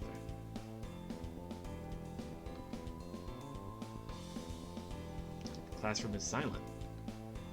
There aren't even any jabs at his eccentric manner of speaking, or any coos over how pretty he is. Instead, the entire classroom is enthralled by his regal bearing, entranced even. Shinji's words come to mind. This is what it means to be on a different level. None of us plebes could ever hope to reach the level that this new kid lives on. It's not overextending to call this very existence transfixing. Like deer in headlights, we're immobilized by a presence far brighter than our own. His natural place is above us, looking down as our king. How did someone like him end up here? It must be a mistake. Anyway, everyone, please make Leo feel welcome. Then, Leo, if you would please take a seat. It looks like the third seat in the second row from the right is open. Will that be okay? Leo? Ah, you're addressing me. I see no reason to not allow you to call me Leo, as it didn't feel awkward to hear it from you. If you have the chance, I'd very much like for a delightful woman like you to visit my country. What? Jeez, joke with your teacher. To your seat, Leo. I won't smack you since, well, it was kind of flattering of you to say that. Of course. I appreciate your diplomacy, Miss Fujimura.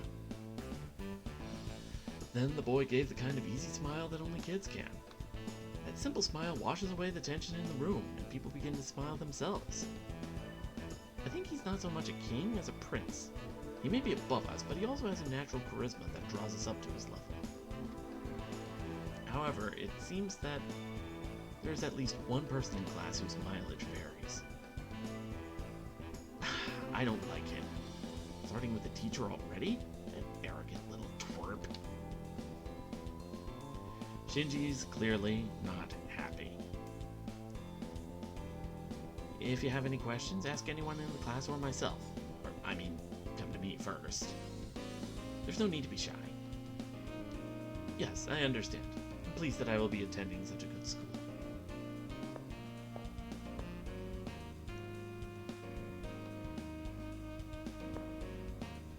Am I imagining things?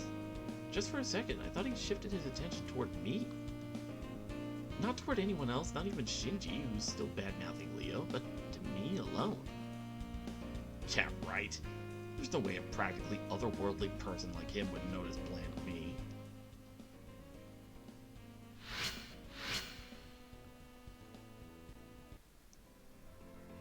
School day ended with nothing else of interest occurring. But that Leo, I can't shake the uneasiness that he awoke in my heart. It feels like cogs somewhere have been misaligned. No, I'm just excited because for once something happened. Well, besides what happened yesterday. I should report yesterday's findings to the editor-in-chief.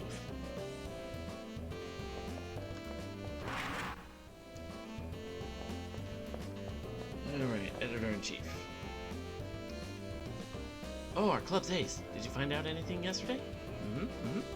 What? Little Red Rooftop vanished before your eyes? If she disappeared, there isn't anything we can do about that. Nothing we can do? What's with the editor-in-chief's reaction? It's not right. I thought she'd say something like, hey, don't scare me like that. Actually, the problematic part is how nonchalant she is that a person disappeared. Your next story will be Mystery of the Courtyard Chapel.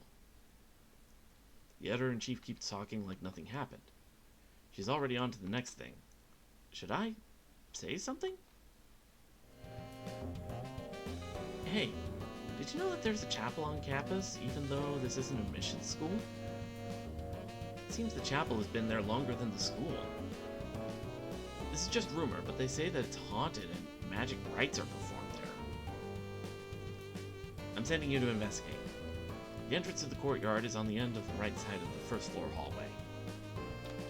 Okay.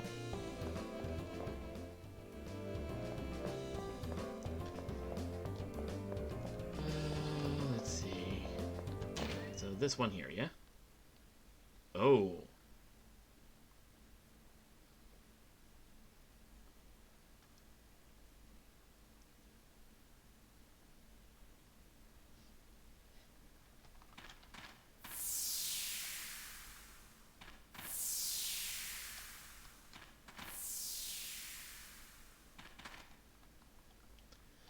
The man stands like a black stain, tainting the joyfully multicolored flower beds around him.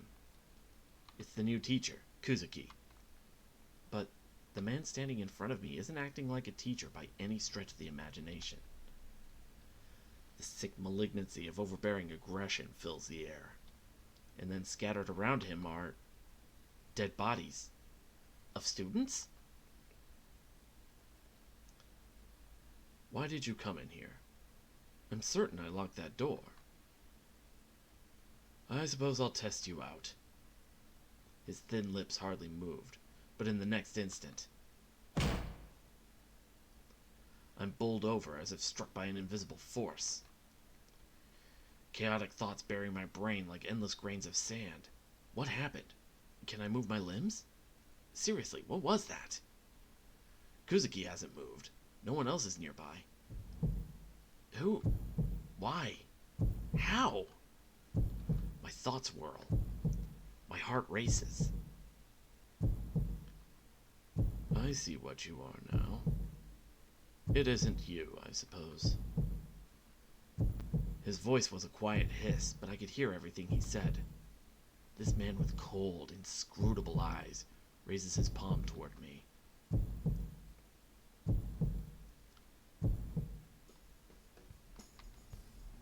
When I come to, I'm collapsed in the garden. The garden is silent. There's not even a trace of Kuzuki or of the corpses that had been there. I'm uninjured, though my body aches from laying on the hard ground. The cold sweat that had covered me is gone too. Only the piercing pain in my head remains. Maybe it was just a bad dream? I gulp air and attempt to stand. The ground seems to move under my feet. I'm delusional. Of course the ground isn't moving. I'll give my report to the editor-in-chief tomorrow and just go home for today.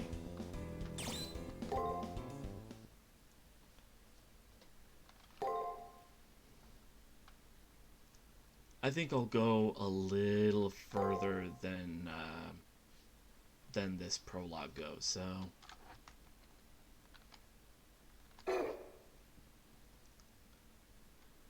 Where is the belfry? In that moment, gentle days end.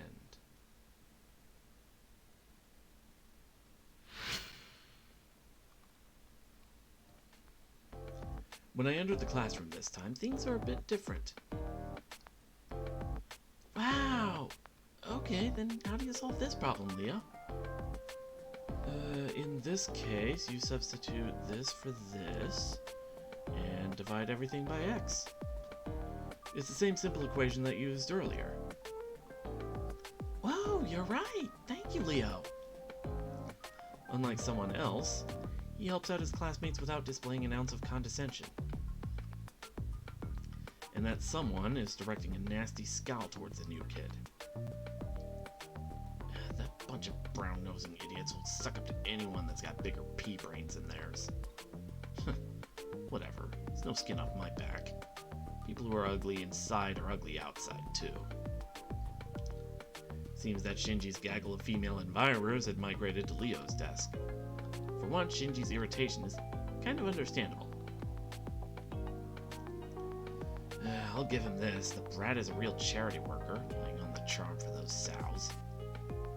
He's desperate to appear smarter than me, but I'm the real smart one here. I see what he's doing. That dumb little kid doesn't know that I'm onto him.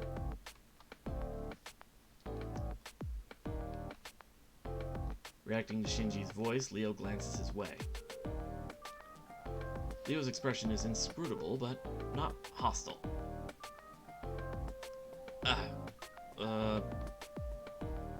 What do you want? You want to go?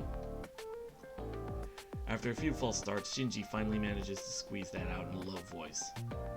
I don't know if Leo heard, but he gets out of his seat. The recoil turns into a noticeable flinch, which Leo smiles kindly at in response. Unlike Shinji's, Leo's gestures are filled with dignity. If I have unknowingly given you cause to be malicious, I would like to deeply apologize. Shinji Mato, was it? I'll be careful not to upset you in the future. His message firmly delivered, Leo returns to his seat. His soft voice bore no note of hostility or resentment. I know it's hard to believe, but maybe Leo wasn't upset. He knows when to bow down to true authority, it seems. I'm such a nice guy, I'll just accept his apology. Yeah, it's not like he ever pissed me off. After visually confirming that Leo is otherwise occupied, Shinji feigns calmness and leans back. Phew, I made it. Good morning, Blah! And thud. That sound makes me cringe no matter how many times I hear it. Everyone is desensitized to it for the most part. Even knowing that she'll jump to her feet in a few seconds, we probably should worry more.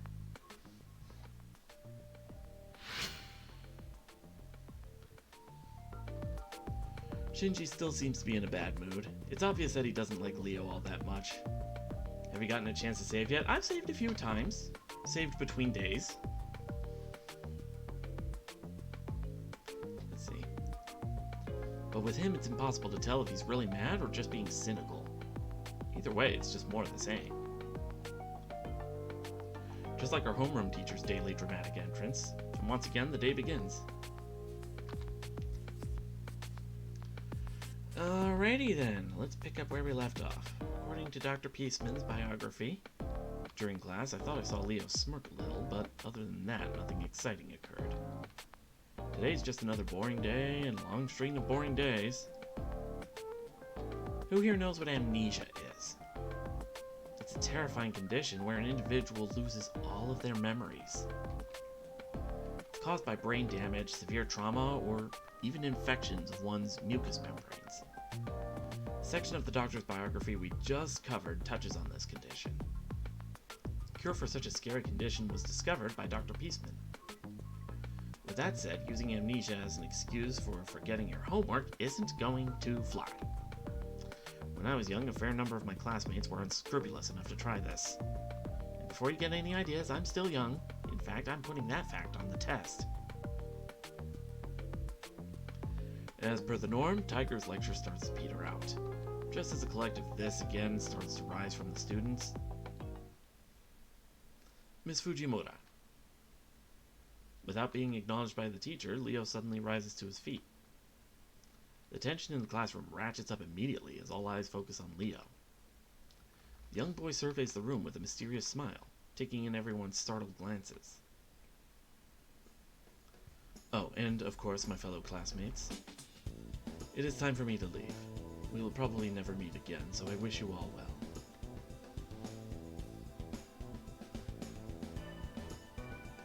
What the? My head. The pain. Ah, and before I forget, Miss Fujimura, I think you are still young even now. Just your presence is enough to remind me of the beauty of youth. You're a remarkable person. After what seemed to be a very slight bow, he immediately seems to disappear from the room.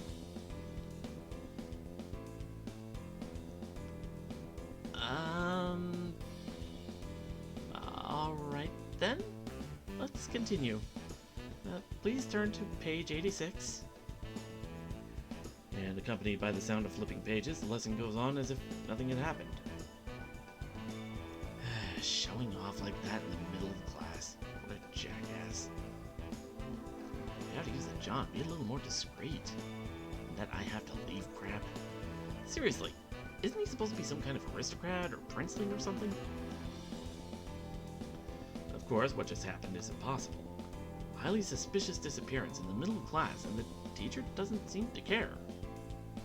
No one in class says anything, and the class continues as if nothing strange has happened.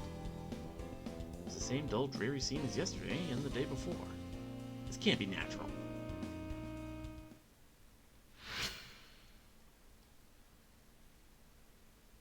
After Leo's exit from class, the lesson continues unabated, as if following a set script.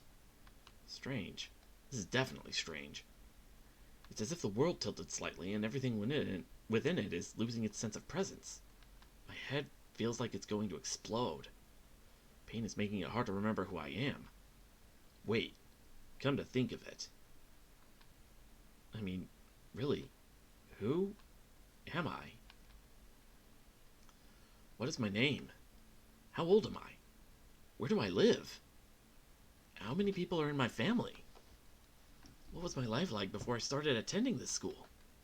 I can't remember anything. My memory has been completely erased somehow. How and why did this happen? That's right, the editor-in-chief of the Journalism Club.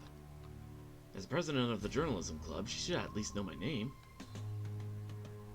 I know I had to have filled out something when I first joined the club. I'll ask her. Hopefully she'll be in her normal spot.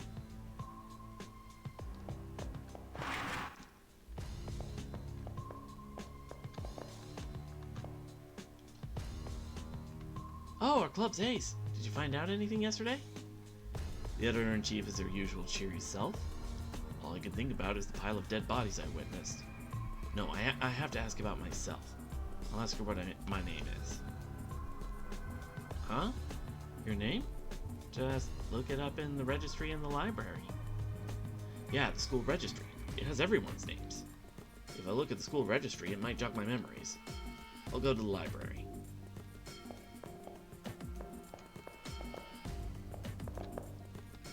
You want to see the registry of names? It's on a bookshelf in the library, I think.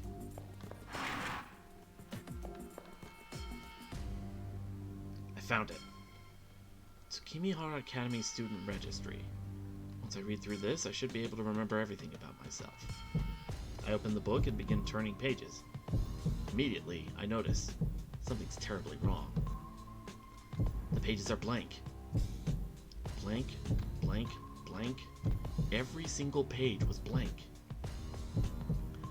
I reach for last year's school registry, and when I start flipping through the pages, blank, blank, blank, blank. What is happening here? Who am I? And just what is this place?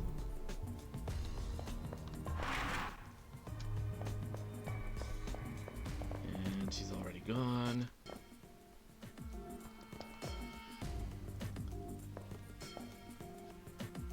There's something wrong with this place, but more worrying is the fact I can't remember who I am. As I wander the campus, I see Leo walking down a hallway from the first floor. As a transfer student, I can't see why Leo would want to visit any of the freshmen. Also, there's nothing but a dead end up ahead. I wonder what Leo is really up to.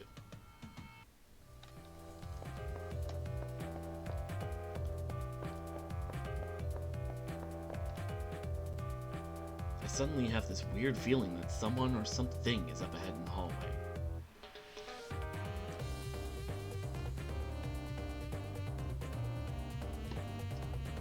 Who, for some reason, is examining the wall at the end of the hallway with almost excessive interest. The attention to detail is quite impressive. Even the surrounding air is surprisingly substantial. If that is the case, this world is in some ways more real than the real world it represents.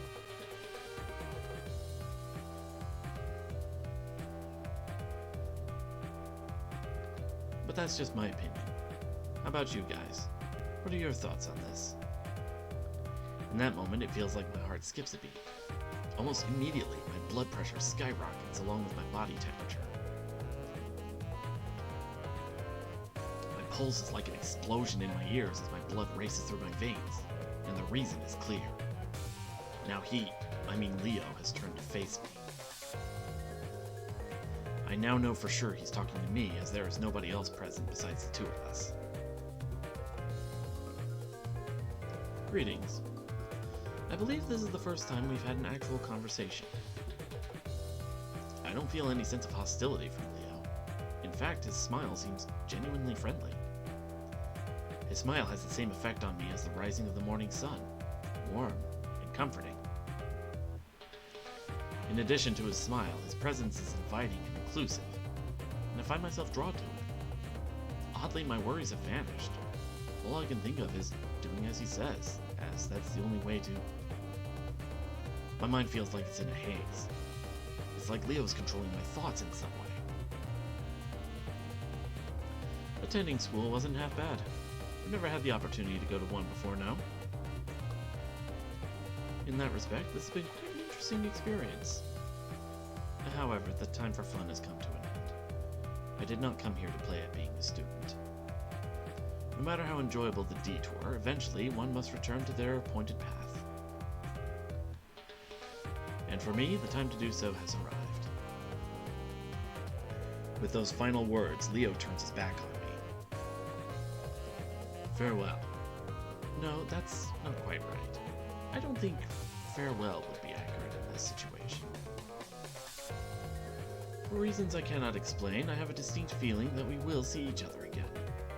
So, I guess I should use the more congenial see you later. Well, it's time for me to move on. I wish you the best of luck.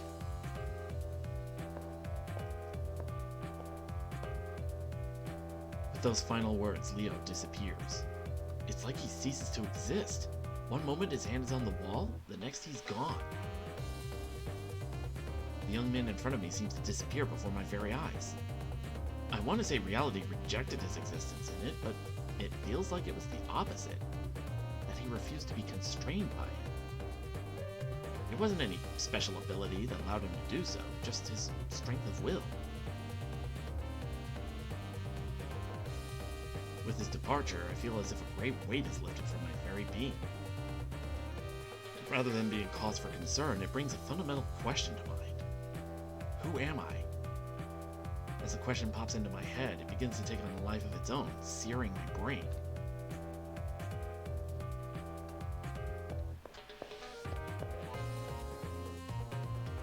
I investigate the wall that Leo disappeared through. It's just a concrete wall at the end of the hallway. About the only thing on the floor is dust. But I'm positive there must be something here because Leo walked through the wall. It would be so easy to turn around, go back down the hallway, and pretend nothing happened. But there are still things I need to know. I have no memories. That means I've never had anywhere else to go but here. No place to return to. What was it that Leo said? No matter how enjoyable the detour, eventually one must return to their appointed path. That's what he said, didn't he? Then beyond this wall lies the appointed path. And the truth. If I follow him, I'll learn the answers to my questions, even if those answers are painful. But ignorance is bliss. Do I have the fortitude to face the truth and accept it?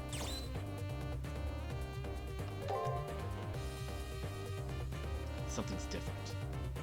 Down to the floors and the walls, the school has changed the very substance of his being. For some reason, reality cracking this way is intensely disturbing. This world around me is more real than a painting, but not even as real as a sandcastle. I feel like it's so brittle I could tap it and the echo would shake this whole world. Where the boring concrete wall once stood, now there's a doorway I can freely walk through. It's an entrance. No, an emergency exit, like stairs to the outside. It's not something of this world. I have no doubt that the world the door leads to is utterly alien. Whatever waits inside, whatever shape it takes, there's a certain sort of finality to seeing it. Ultimately, I've already committed to this path. I bid farewell to the false world, and take my first step along the appointed path.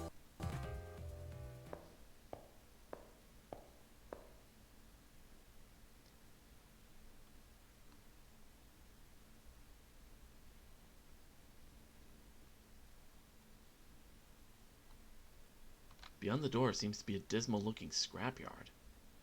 Out in front of me is the smooth-skinned effigy. While trying to figure out exactly what to do with it. Welcome, potential master. A voice comes out of nowhere.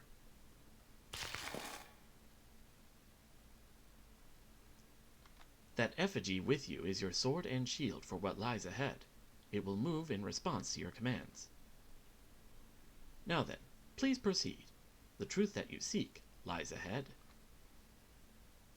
The motivations of the owner of that voice worry me, but it's obvious I won't learn anything by standing here. Also, there's no longer a path by which I can return. I have no choice but to head into the darkness with only this strange doll as protection.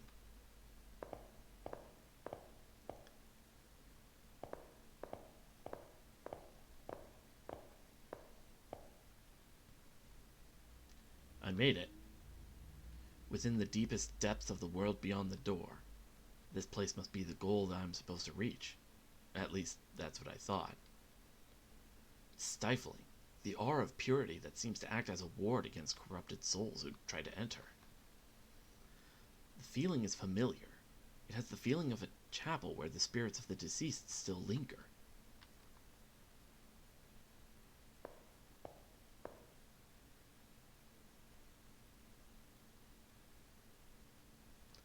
At first I didn't notice, being overwhelmed by the grandeur of the room, but to one side is a young man in a familiar uniform, lying still on the ground. I call out to him, but there's no reply. I shake him in an attempt to wake him up when I notice he's stone cold. I go as pale as the corpse before me, and I can no longer think coherently. All I can do is stare in bewilderment. It is at this moment the fallen effigy lying next to the male student comes to its feet with a clatter. Before I get a chance to make sense of what's going on, it suddenly twists around and comes right at me.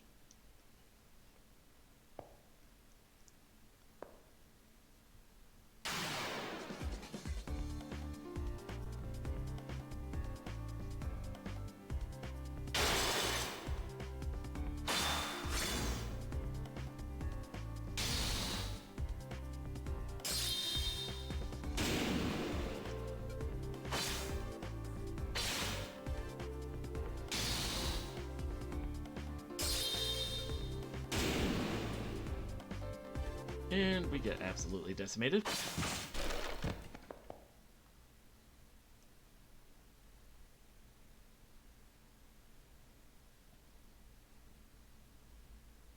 You seem to be lacking as well. I didn't stand a chance against that thing. It seems I wasn't qualified to be here. Me? Qualifications? That's right. I should know everything by now. The truth has to be here. But now, everything's going dark. I'm not even really scared. The only feeling that remains in me is regret. Even at the very end, I was unable to remember anything about myself. Someone, anyone, if you make it beyond here, please don't forget my name.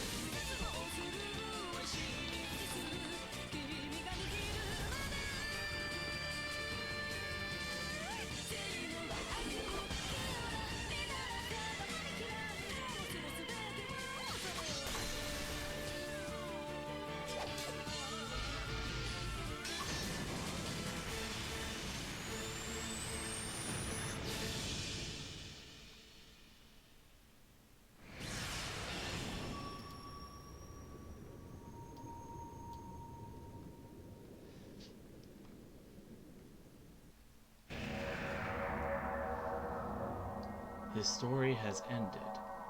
But what about yours? Before you write your own story, choose the vessel of your power. Alright, so we've done the first route previously. The woman who wields the sword boldly, that was Nero Claudius, the Roman Emperor. This run, we're going to go with a stoic warrior clothed in red robes. A person of military mien with an enigmatic air wrapped in a red cloak. This servant is for players who want to use a variety of skills.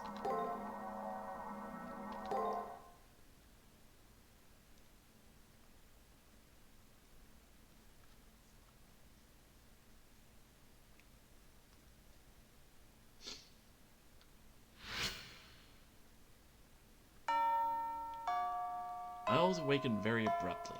I don't even think I dream. I suddenly find myself walking to school. My headache worsens day by day until it finally buzzes in my head like an alarm. That day, in potent numbness, I wake up twice as fast as normal. I walk to the schoolyard. It's clear and cloudless, 7:30 a.m., but what season is it? When I try to recall what season it is, I start to get so dizzy I almost pass out. I may wind up back in bed if I let go and faint. For some time, I've been embracing a rush of useless information. Normal stuff you'd see at a school, like the hustle and bustle of my classmates by the entrance. It hasn't changed. It hasn't changed. When I push the thought, my field of vision fizzles.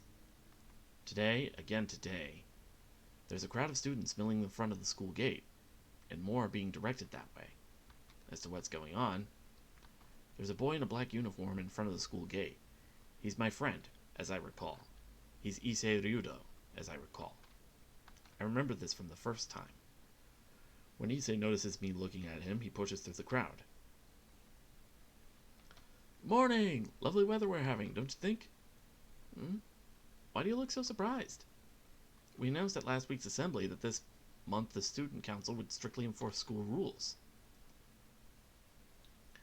He runs through his spiel as if this was the first time he'd ever disclosed the information. I already know this. I know it. I already know what happens. It's happened more than once. I'm seized by a headache. I'm so dizzy I feel like I'm being forcibly logged out of my consciousness. First, let me check your student ID. I shouldn't need to remind you, but it should be on you at all times. My login ID is being checked.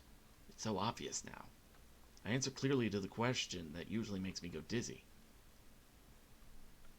Gonna go with male again.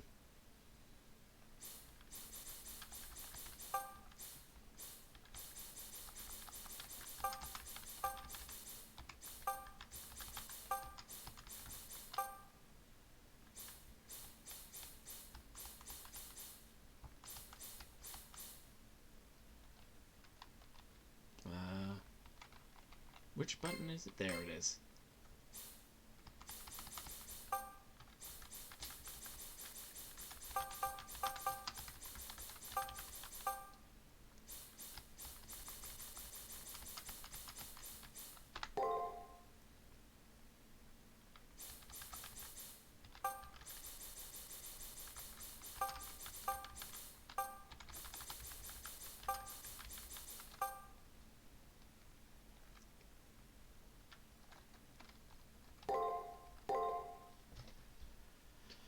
Alright, yeah. Great. There's no telling when an emergency might occur, and it'll be a help if you have your ID. I feel nauseous, and I know it has nothing to do with what I ate for breakfast this morning. I feel nauseous because of the world around me. It's repeating itself over and over, and that's making me sick. Now for the uniform inspection. Collar, check. Pant-hams, check. And your socks, check. I want him to get out of my way. I want this repetition to stop. I push him aside and go forward. I'm not nice about it either. I'm suffering from Kosaku Kiwajiri's Bites the Dust. Next is the contents of your bag. Notebooks, textbooks, pencil box, not even a whiff of contraband. Your nails are evenly cut and your haircut is sensible. Indeed, quite remarkable. You're a model Tsukimihara Academy student. He keeps on talking loudly, even though he's facing no one. I have a headache. I'm shivering. I know one thing for sure. This is wrong. This is not the school I know. It can't be. I have to go. I have to hurry and wake up, or else it will be too late. But who am I? Awakening for?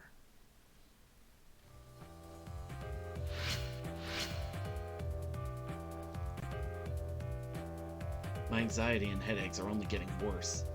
Afternoon arrives while I desperately try to find a way to escape this bizarre situation. As is now the norm, my vision is overlaid with some kind of unnatural distortion.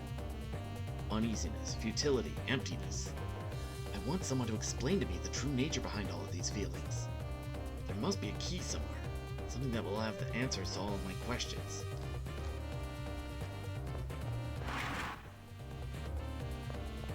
Let's see.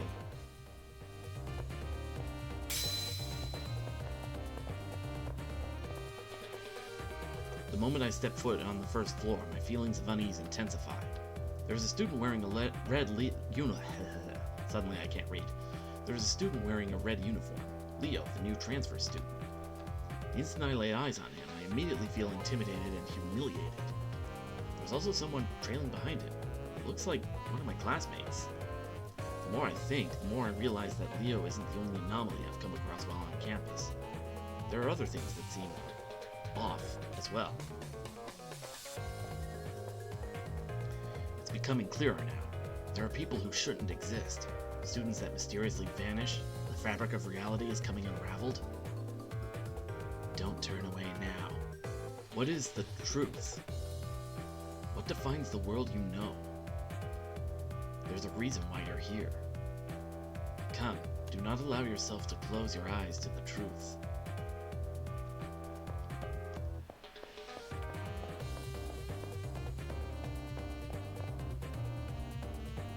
Leo and one of the guys from my class are talking in the hallway up ahead. The attention to detail is quite impressive. Even the surrounding air is surprisingly substantial. If that is the case, this world is in some ways more real than the real world it represents. How about you guys? What are your thoughts on this? You guys? For a moment it feels as if he is including me in his comment. However, Leo begins speaking to my classmate, seemingly oblivious to my presence. Greetings. I believe this is the first time we've had an actual conversation. Leo gives me a smile and no hostility. However, I have the suspicion that there is something malicious behind his smile. Attending school wasn't half bad. I've never had the opportunity to go to one before now. In that respect, this has been quite an interesting experience. However, the time for fun has come to an end.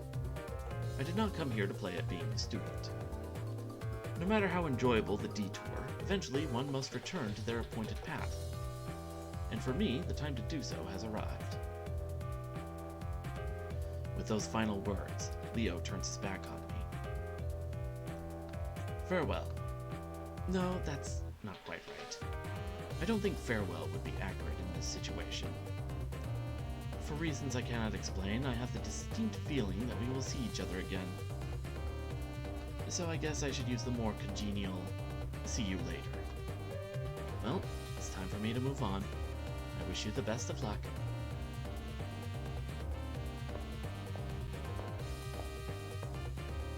Leo said as much, even going so far as to look in my direction, for some inexplicable reason. I'm not surprised that Leo knew I was spying on him. I am trying to get things straightened out in my mind when Leo suddenly disappears.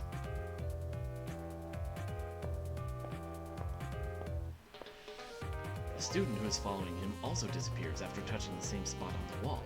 At the same moment he vanishes, my vision distorts and the shock threatens to overwhelm me. What is going on here? I wonder if this place is the source of my unease.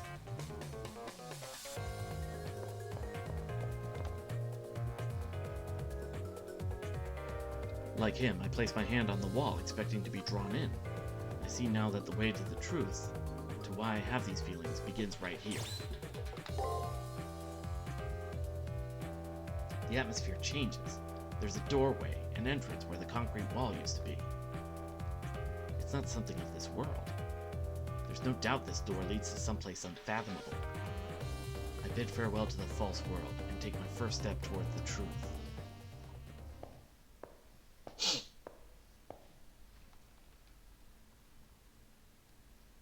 I'm getting deja vu.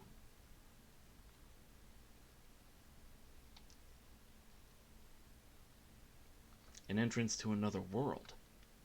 Beyond this door, the previous statement perfectly describes the view before me. Walking behind me is my strange silent attendant. It is to be my sword and shield for what lies ahead. A disembodied voice suddenly confirms my thoughts. Although I have yet to learn anything, I need to do something besides stand here. At the very least, there might be some clues to this bizarre experience up ahead. I have no choice but to head into the darkness with only this strange doll as protection.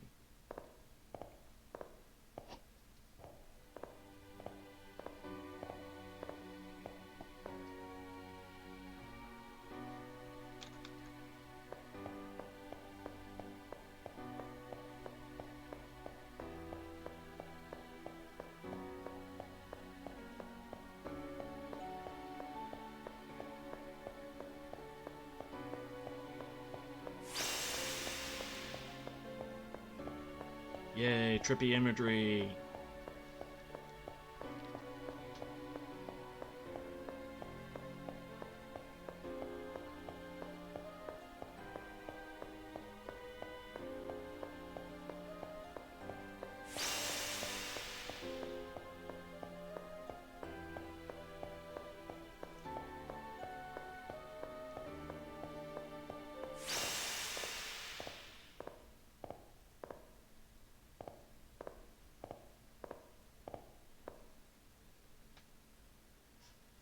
No longer a typical school campus. The floors and walls, the air, even the aura are slightly off.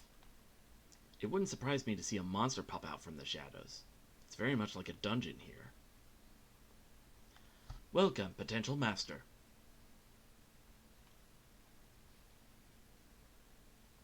With a shocking suddenness, a voice begins speaking. Sounds like it's coming from the empty sky above. If you were looking for answers, you must reach the goal. Now please, step forward.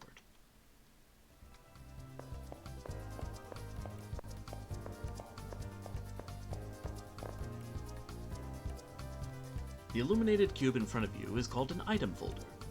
Inside of it is a farewell present of sorts for those about to face the coming trial. Touch it to open it. Ether shard. Okay.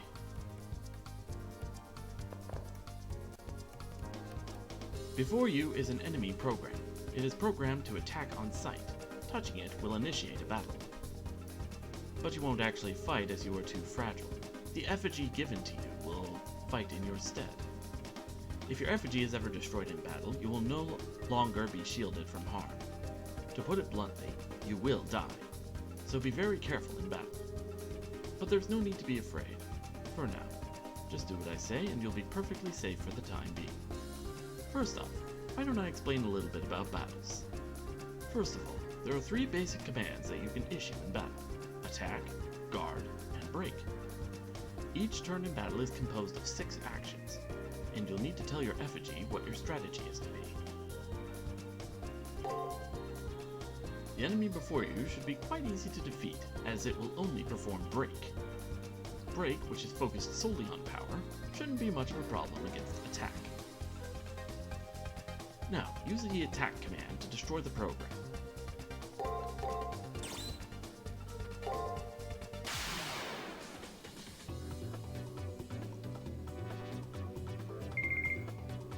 Alright.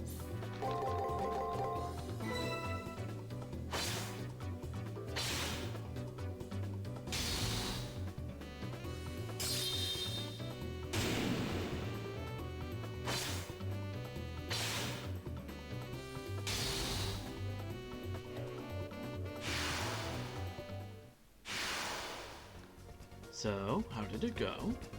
One thing to know is that in each turn you'll have to plan a series of 6 moves that will defeat your foe. The goal is still far ahead. If you must bask in the afterglow of your victory, do so while moving forward. You can overcome break by using attack.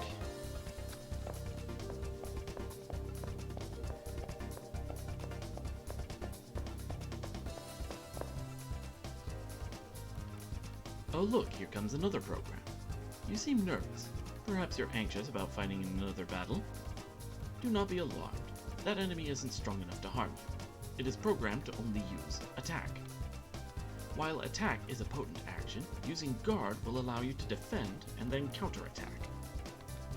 Guard can be used to reduce the damage caused by an enemy attack, but I trust you know this.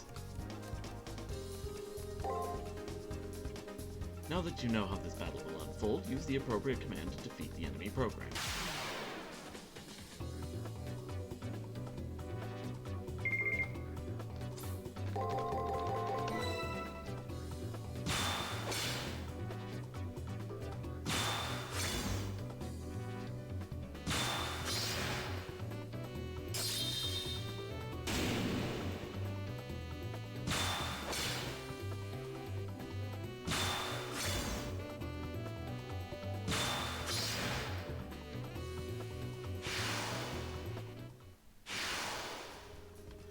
Yes, that's exactly right.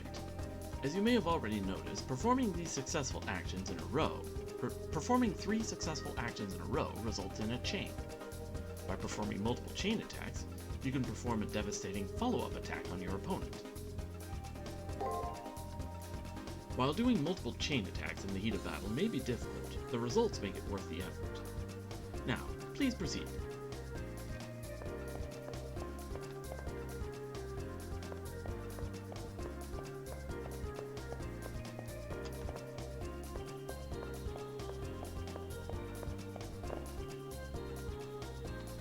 You should be used to the fundamentals of battle at this point, but I'll walk you through this one last time. This program will only use guard and do nothing in battle but defend against harm. But no matter how stout one's defense may be, it will be for naught against the break command. Remember, always use the appropriate command for any given situation.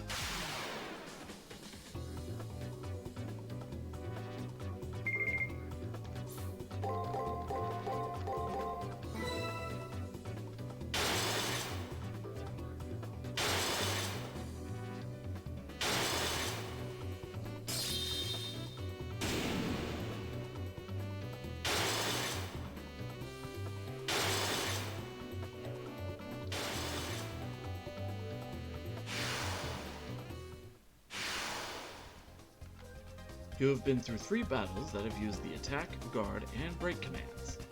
Someone as intuitive and observant as you must have already noticed this. Each of the 3 attacks balances each other out, creating a situation where no attack is dominant. What I just covered is the absolute basics of battle and the minimum info you'll need to know. Once you master the basics, all that's left is to test yourself in battle and gain valuable experience. Now, please proceed.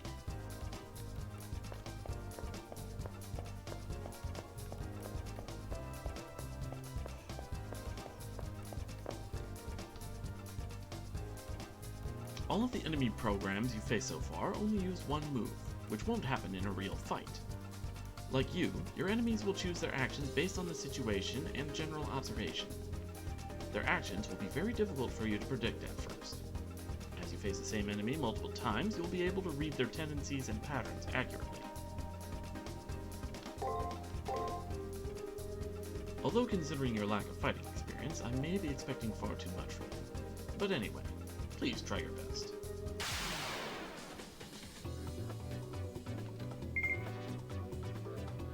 Alright, let's see. Ow.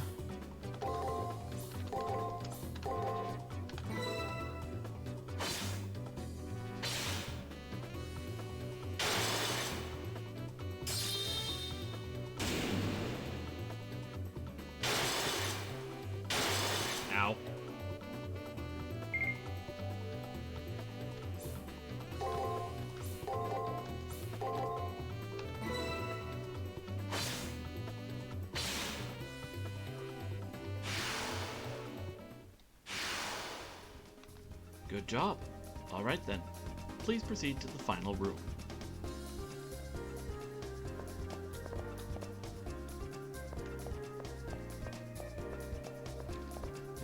Just to be safe.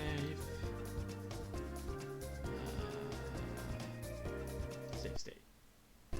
There we go.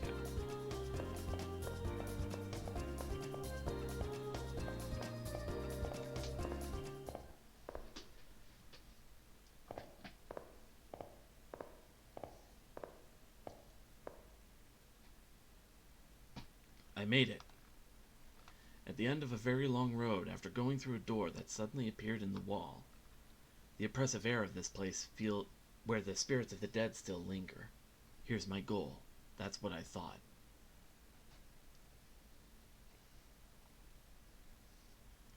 Further in, it appears as if someone had collapsed. When I look into his face, it's a student who was following Leo just now. I call out to him, but get no reply. I shake him in an attempt to wake him up, when I notice he is stone cold. I go as pale as the corpse before me, and I can no longer think coherently. All I can do is stare in bewilderment. It is at this moment.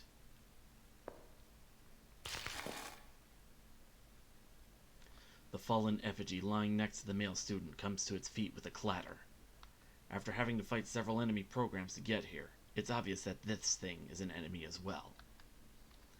Without warning, it suddenly twists around and comes right at me.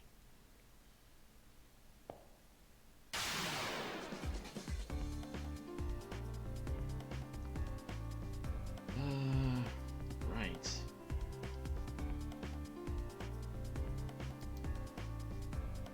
Save state.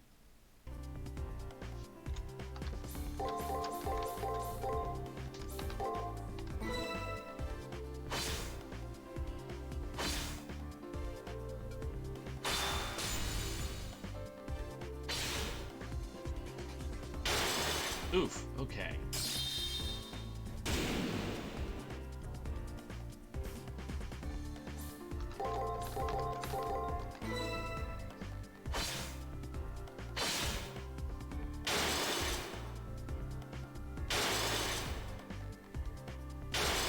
Ow.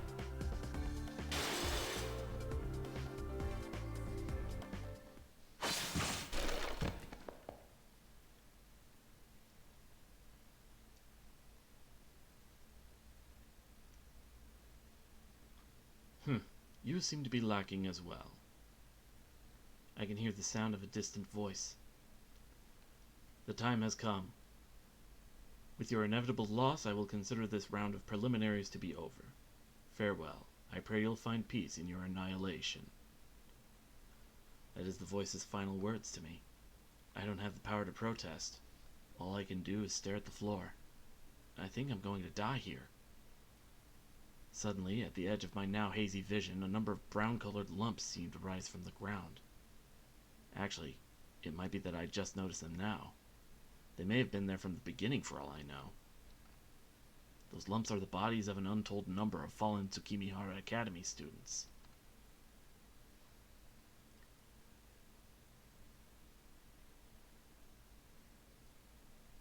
The guy before me wasn't the only one to fall. All of the others made it here and died, unable to do anything. And in a very short while, I suppose I'll become one of them.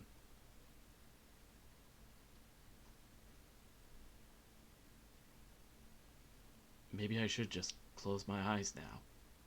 I did all that I could, so maybe it'd be better for it to end now.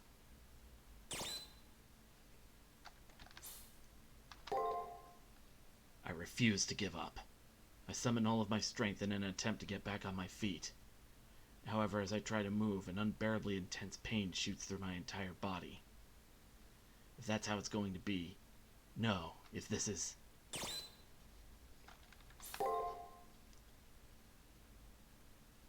That's right, I can't give up now. Even if I'm forced to concede defeat eventually, it'd be unforgivable to do so now. I feel as if something's wrong. All of my senses grow faint. The pain running through my body has long passed my ability to endure it. I now know what the damned suffer. Even so, I must stand. The drive to go on is something I do not understand. It's not like the fear of death is urging me to not give up. I just want to be at peace. Keeping that in mind, why am I trying with all of my might to get back on my feet? I cannot figure out the reason why. I don't even know why my life needs to be ended. Why am I here?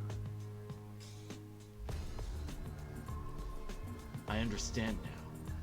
That must be the reason why. There were those many corpses. There were those many questions. Now, I can't continue without knowing. No. Now that my spirit has been awakened, I cannot allow things to come to an end without knowing. As a representative of the Holy Grail, I can hardly ignore such overpowering doubt. You question your own existence even as it comes to an end, and see your own shortcomings as death approaches. Very well. I expect much from that spirit of yours. There's a servant left that fits a human like you. A nondescript legendary soul, fighting for a nameless master. I look forward to your valiant efforts in battle.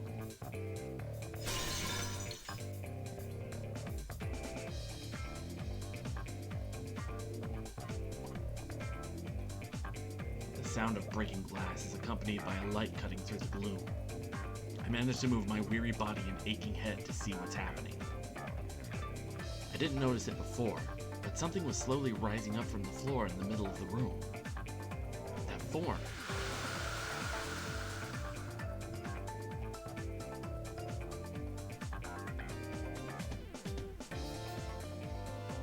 Its appearance isn't much different from that of a human being, but something was different.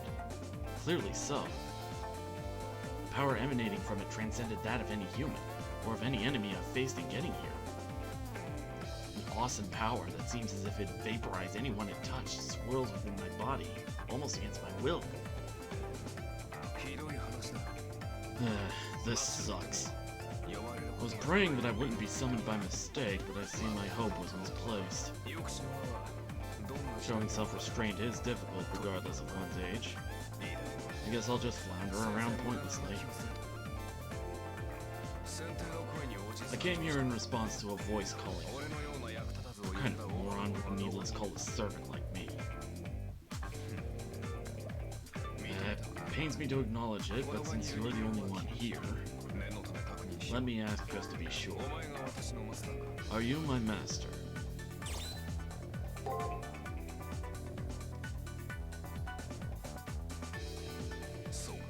see. It's not like I get a say, but I've been called by yet another off-master.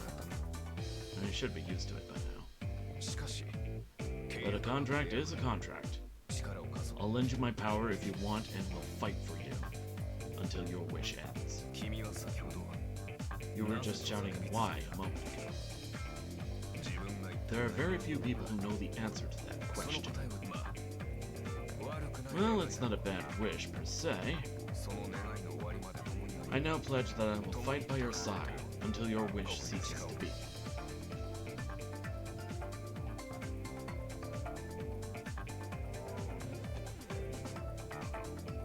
Got no work today? Not today. Today is a day off. He takes a hold of my hand and helps me to my feet. From the hand he grabbed comes a sudden warmth, and then a sharp pain like I've been cut by a knife. On the back of my hand, as though tattooed, is a strange symbol that looks like some kind of crest. Totally confused, I alternate between staring at the mark on my hand and the person standing before me. And then, a noise behind me brings me back to my senses. Turning around, I see that the effigy from before is still there, now in a fighting stance. I wince uncontrollably, recalling my previous defeat at its hands. This seems to be as good an opportunity as any for you to show me your skills as a master. Really, it's nothing to get worked up over. I'm not going to be at my best with a novice master, though. Whatever. I'm used to getting the short end of the stick. Just show me as much of your power as you can.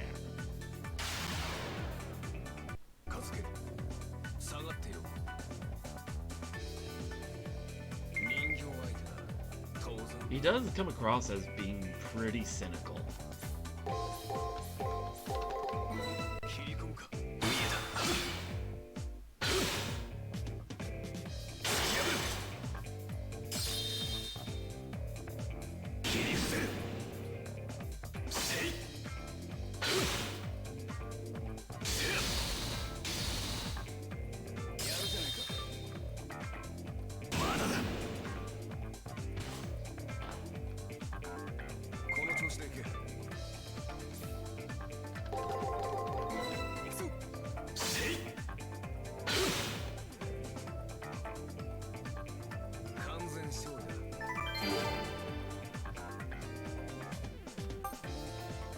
And there we go.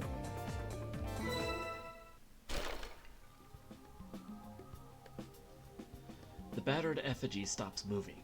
There's no way it'll still function after being effectively torn apart.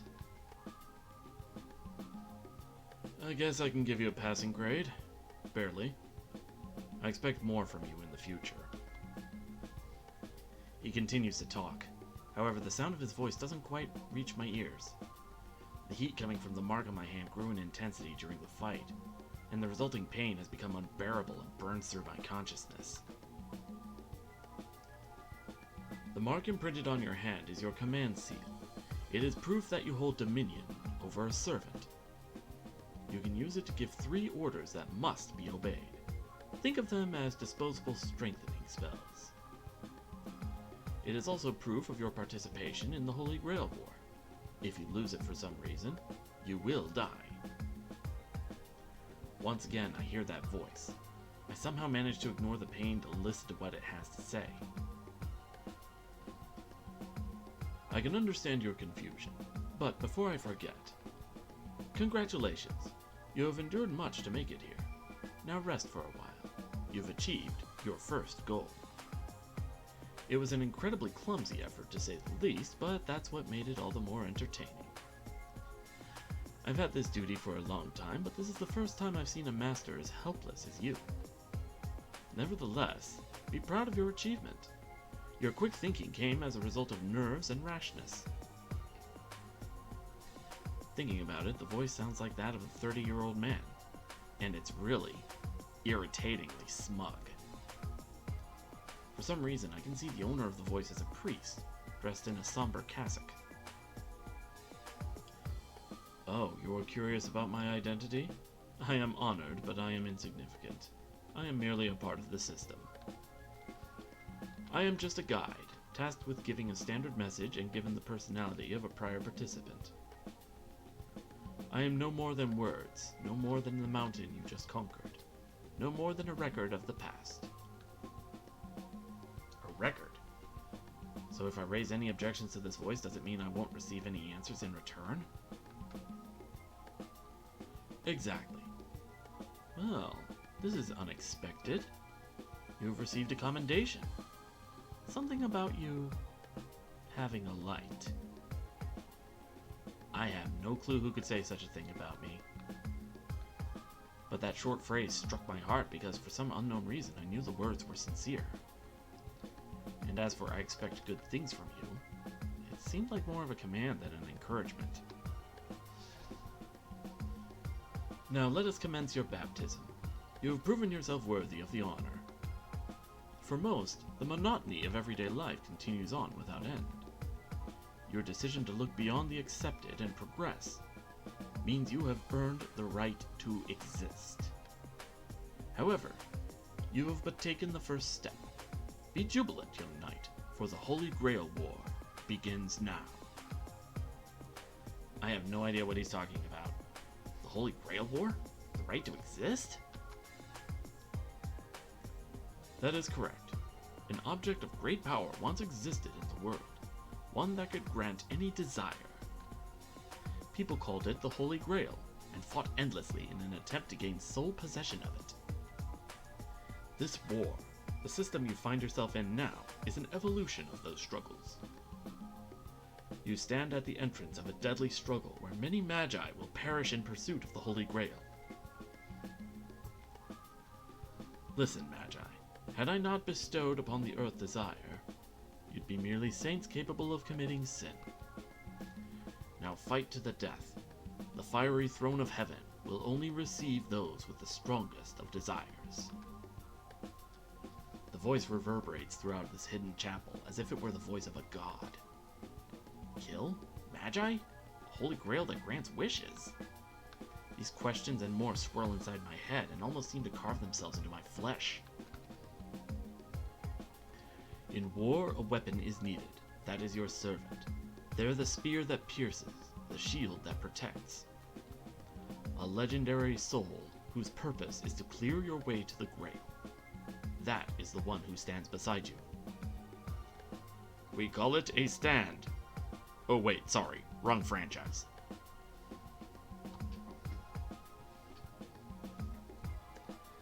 I glance over at the young man in red standing next to me, who glances at me and then looks away. He's my servant. It seems you have decided, and with that decision as payment, I now open the gates to the Holy Grail War. The marks on my hand, my command seal, once again begin to become excruciatingly painful. It's over. I can't take it anymore.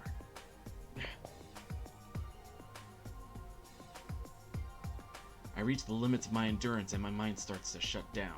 As I lose consciousness, I can vaguely hear the voice's final words. Now, let the Holy Grail War begin. No matter the era, deciding who is worthy through battle is the divine providence of man. Magi who have been invited here by the moon, show me your true strength.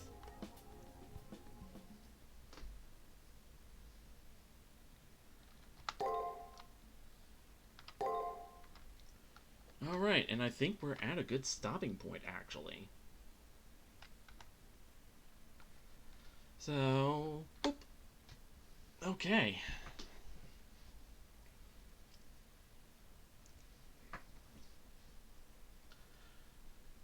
I think we're going to call it here. I have the save state, so, let's see. Who are we going to raid? And what are we going to raid with?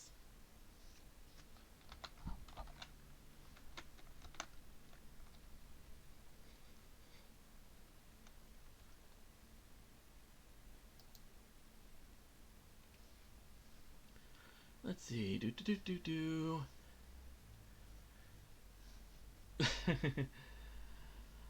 I think I'll go ahead and raid To Love Trouble, and I'm going to raid with a particular phrase known well in the Fate fandom.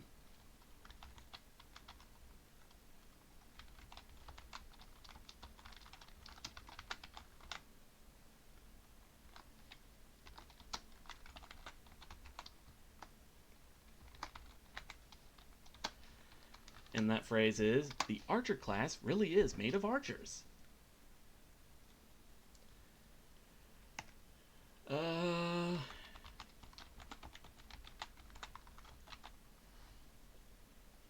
And we're gonna raid To Love Trouble, who is currently streaming some Fate Grand Order. So that should be fun.